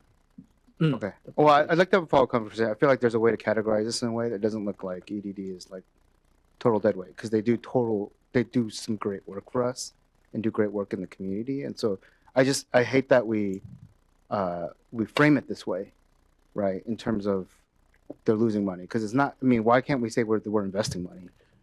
Well, we are, yeah. And again, moving forward, starting with 2025, there won't be revenue associated with EDD or very tiny amounts. It'll Right. actually Well, be, there will be, because you're cost. keeping the comfort center. no, that moves over to maritime. Oh, I thought you just said that it's not. No, that would be, in 24, it was not. I mean, it was part of EDD. 25, all the commercial leases, right? They all move over to maritime. So EDD has very little, I believe, revenue associated with it. It's primarily costs, again, which are providing Yeah. a variety of services and really should not be looked at as having a loss, right? It's a program. Yeah. Okay, we're going to move forward. Commissioner Calkins and then Commissioner Fellman, and then back to the presentation, please. Just two quick comments, questions before I got to run out the door. So I noted the capital spending accuracy. That was incredible. I know we typically are significantly under what we anticipate. And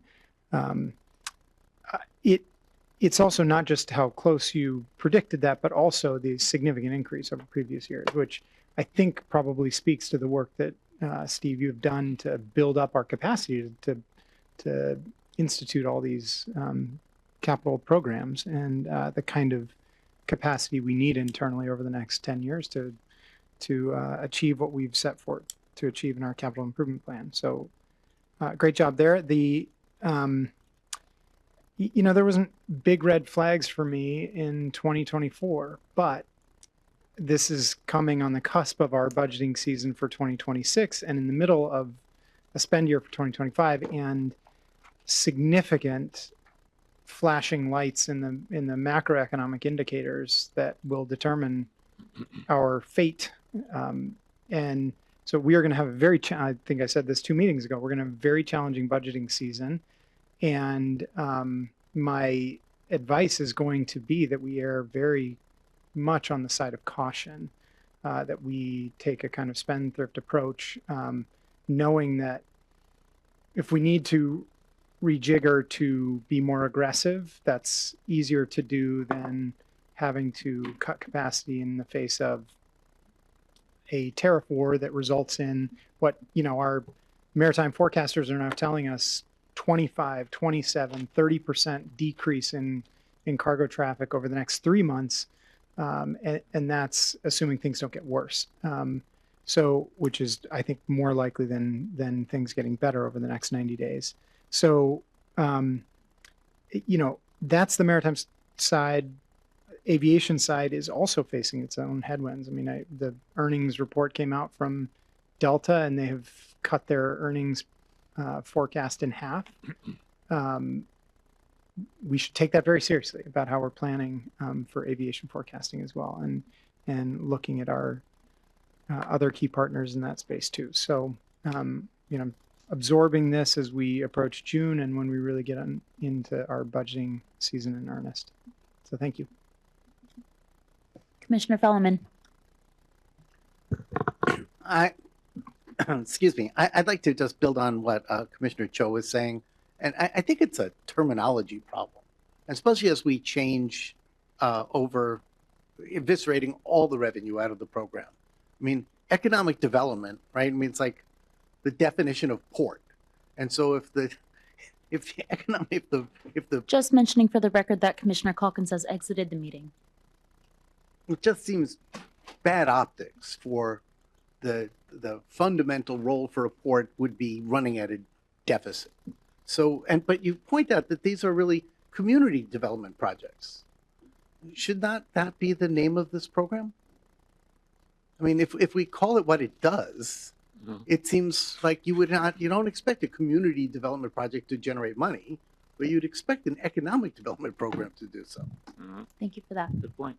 Okay, please continue with the presentation. Well, actually, executive metric seems to be disgruntled. Well, we can, Commissioner, I understand completely that point of how to display that and how to talk about that. But I think economic development is it is a program on that. So it is, we'll look at that. I hear what the commissioners are saying. Maybe it's community and economic development. We'll think about that, how to display that. But I mean, there's a disconnect that I think we share on the podium. Thank you. Please continue. So I think we are done with all the PowerPoint, and then the rest is all in the appendix. So just for your information. Oh, We're finished? Yep, we're not going to hooray. do those other slides. Oh, wonderful. Please continue with your line of questioning. Madam President, we can go through those if you'd like the other. Oh, 78 I would pages like worth you of to go appendices. Yes, from the top, please. But commissioners, do you have any follow-up questions at this point in time? Oh my goodness gracious. Well, seeing none, thank you so much for that report. It is incredibly robust with additional information available in the appendices if anybody would like to take a look at that. Yes, Commissioner Fellman. So we do a KPI roll-up, don't we? I thought it's at this point in time once you've gotten the annuals together. So is this a separate presentation we do? It is. Or because the numbers are all there now. Right. So it's just you have to go back and what were the executive's goals versus these numbers. So when does that roll up? Well, I think we talked about that before as we rolled up the KPIs in the initial budget meeting. So I'll have to check whether there's another final update for the rest of the fiscal year. So I did want to mention Performance. that the reason why we're getting this presentation today is because we requested it as an outcome of our immediate previous meeting where we had questions about the implications of the changing landscape for predominantly our capital improvement projects. So this is just a very narrow 78-page look ahead to preface, I think, budget season as we're moving into those, I think, more in-depth deliberations. And so we can expect more of this to unfold in public comment, in public forum as well. I understand that, but this is retrospective, right? Yeah, this is looking back. So my understanding Looking back. was that, we couldn't really see how we measured up against our goals until we had this point in time, right? So that's what I just recalled when I asked that question at the end of the year. We said, well, we don't have the numbers yet. So isn't this the time when some level of, I guess we have the number in terms of how we performed above and below budget. That's the variances. That's what the budget shows. But I'm just wondering in terms of how does it show regarding big rocks, little rocks? Well, and we do have a lot of the KPIs in the written report. Correct me if I'm wrong. A lot of specific measures are in there. Mhm. And there's also additional reporting on the Century Agenda KPIs that are parts of separate briefings during the year with the commission. But we have progress Commissioner, against those goals. we actually have sent those along, the KPIs. We have sent those along. Okay, so but now that we have the complete year, we can Is that not? I'm just saying, I know we've set the goals. I just thought this is when we can measure how we did against the goals. And I don't know how you could have done it beforehand. Well, they're not all monetary. The goals are the programs that we Right, right. accomplish. Those are more readily, as Dan pointed out. This was a little bit later because of the cyber attack, but we have completed those, and I can resend those. We did send how we did on how our performance was against that. Okay, all right. Maybe this was a different expectation, but that's Okay. fine. I mean, certainly we have non-monetary goals for sure. Yes. And Yeah. but that's why I asked that question in terms of, so the number that we spent more money on construction than the budget, right? But the fact of the matter is, we built more. So to me, that unless you progress of the see cap, that, yeah. it's hard to interpret the budget. Right. For what it's worth.